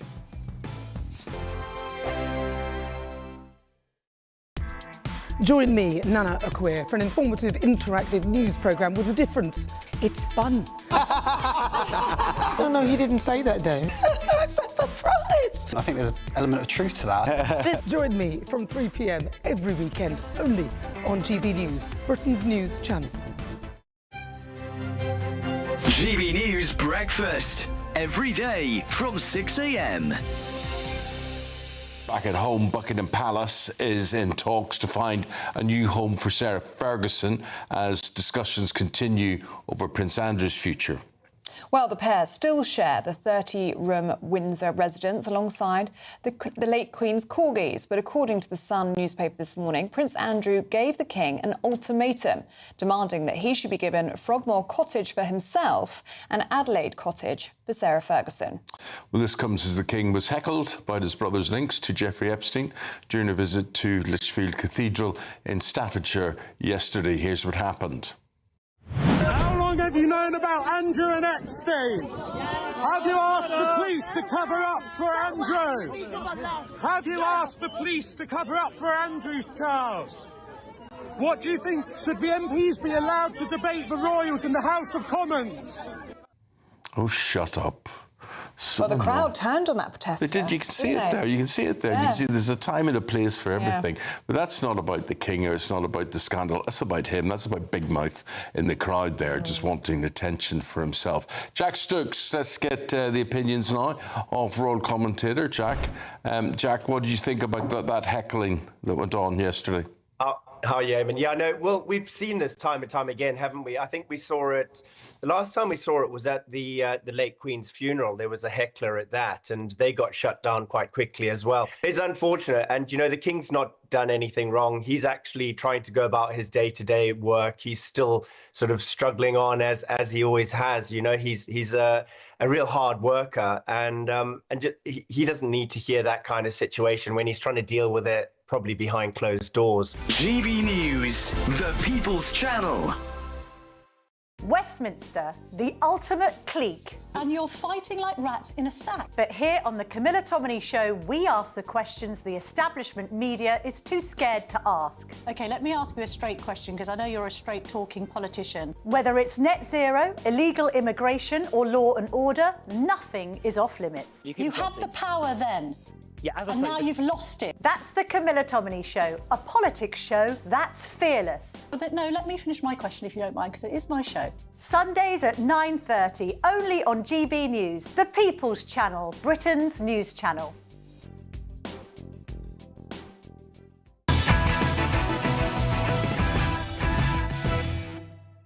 Welcome back. Two more of tomorrow's newspaper front pages for you. The Sun, well, they've got this. I regret to inform you, I'm Meghan a movie. The Duchess, Meghan Markle, is acting again after 8 years. She's in a film called Close Personal Friends, starring Lily Collins and Brie Larson. It's her return to acting after 8 years. I know sometimes the jokes write themselves. A source said this is a massive moment for Meghan. Harry's really supportive. I'll just give you the Daily Express's front page, and we'll obviously talk about that. Shocking release of Algerian sex attack convict. It's on the front of many newspapers, as you would imagine, and we will be spending at least the next hour, I would have thought, talking about it. Meghan Markle returning to acting. Well, so you say, and that is indeed the headline. Duchess in acting return after 8 years. But I'm told the ex-star of TV Suits plays herself in the Amazon production. Does that count as acting? Yes, it does. I've been playing myself for the last hour and a half on this over improv as well. Yes, but I wouldn't consider myself. You've got a few things wrong, though. I wouldn't consider myself an actor. You're not delivering somebody else's lines that have been written for you. I'm happy to. I have to write my own as well. I know, but then I'm my own script writer as well as an actor. Yes, but that's fair enough. That's easy to do. You're saying your own words, but when you're saying words that somebody else has written for you, that's acting. Is that? That sounds easier to me. I've got to say, I couldn't care any less. Well, I cannot bear this woman. Good and she's the front of the Sun. With all the things that are going on in this country and around the world, we've got this idiot on the front of the Sun. She sells newspapers. That's I won't buy it with her. You're talking about that because the other story on the front is about David Lammy. But yeah, of course, he's not an idiot. Lammy Slammer Ding Dong is what the Sun have gone for. It is quite a dubious choice of front page, I suppose, isn't it? Given everything, as Adam rightly points out, is going on. There are some very, very serious stories about. It's been, in my view anyway, quite a serious hour because we steamed right into David Lammy over the release of another foreign illegal sex offender just out on the streets. We've done that absolutely devastating revelation in the Daily Telegraph, which is that even Afghan flashers who go to parks and flash kids are being granted asylum. But I thought we'd try and finish with something a little bit more light-hearted. Now, it's not light-hearted for the individual who's in this clip, but can you just spare a thought, please, for this poor Glasgow councillor who must have given his colleagues a shock when he logged into a meeting and forgot to turn his camera off. Good morning. Am I okay to start? Yes, please. Yes, no problem. Can you see the slide okay and hear me? Yes, thanks. Perfect. Good start. So this application relates to the proposed construction of a battery storage system. Before we start, Bailey Raja, are you aware that your camera is live? Thank you. Oh! It's a Well, we can't even look. We were talking about flashers before, and then you go to that. Oh my God! I mean, that's as bad as it gets. Really. Well, not quite as bad as it gets. No. They nipped it in the bud just in time. Seconds to spare. Could have been a lot They must have all been worse. sitting there thinking, "Oh my God! Oh my God! Oh my God!" Imagine he'd had a bad belly. Yeah. Oh. Imagine the TV. Oh, good, we've got it again. Yes, no. So, but the other puzzling thing for me is this: if you look beyond the initial defecating on Zoom thing, why is he wearing bright yellow wellies? Pretty strange. Why is that? He's in his own home. What's... And also, not on? Might be flooded, who knows? Why is he a fisherman or something? Why is he holding his phone, showing himself? I mean, he's obviously not wanting to broadcast himself, so why isn't he just holding it to his ear?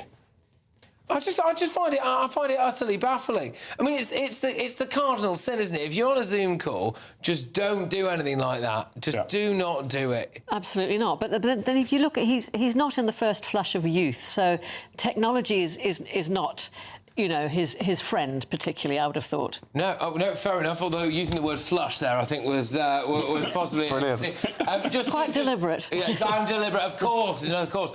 Look, just to drag us back to something a bit more serious, because I want to tell you what I'm going to be doing in the next hour.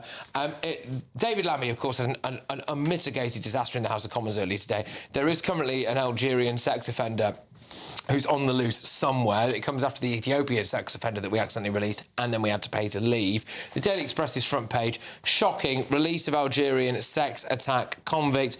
There is a manhunt for that migrant, and 2 other national newspapers are going based on how much pressure David Lammy is under. Just a sweepstakes take us into the next show. Will David Lammy still be in a job tomorrow? He will be in a job tomorrow, but they'll shuffle him out again before long. Because it's Labour, they can do anything and get away with it and not resign or be sacked, so of course he will be. Think he'll still be in a job? Absolutely. Of course he will. Shouldn't be. Of course he will be. I think this is so bad. Anyway, we'll have to stay tuned to find out, hey? So, yeah, thank you to our wonderful panel. All of the front pages next.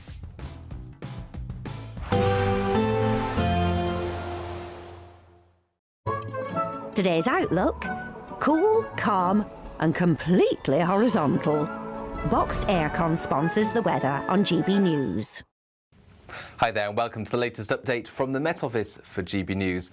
It is very mild out there for bonfire night. Clear spells, yes, but some showery rain, increasingly so by dawn. However, not nearly as wet as it has been in some places so far this week. We've still got low pressure in charge. That's bringing this mild southerly airflow. It's also pushing the more persistent rain into parts of northern and central Scotland. The rain, though, turning more showery as the night wears on. Those showery outbreaks most likely in the north and the west. Further east, we keep mostly dry and clear weather. But whether you've got the clear skies or the cloud or the rain, it's going to be a mild start to Thursday. Temperatures remaining in the mid-teens in places. It's also a cloudy start for many, particularly across parts of Scotland and Northern Ireland, where there'll be some outbreaks of rain. Clear spells further south, some sunshine first thing, but areas of cloud and some showers starting to spread back into parts of the south and the west of England and Wales. Best chance of some sunshine, I suspect, will be across North Wales and Northern England before we get into this cloudier zone through Scotland and Northern Ireland, although some cloud breaks are likely for the northeast of Scotland as first band of rain clears Shetland. Then on Thursday afternoon, well, it's a real mixed bag out there. Areas of cloud and showers, some heavy downpours for parts of West Wales into the southwest, eventually pushing into Northern Ireland, northwest England and southwest Scotland. 1 or 2 showers elsewhere, but mostly dry with some sunny spells and with light winds, feeling pleasant in the sunshine with temperatures at 17, even 18 Celsius. Showers from the word go on Friday, but also a decent chance of some sunshine, especially in central and eastern parts, ahead of this system that brings some heavy and persistent rain in from the west and southwest into Northern Ireland, Wales and the southwest of England clearing through by the time we start off the weekend. So Saturday looking like the best bet for dry and fine weather.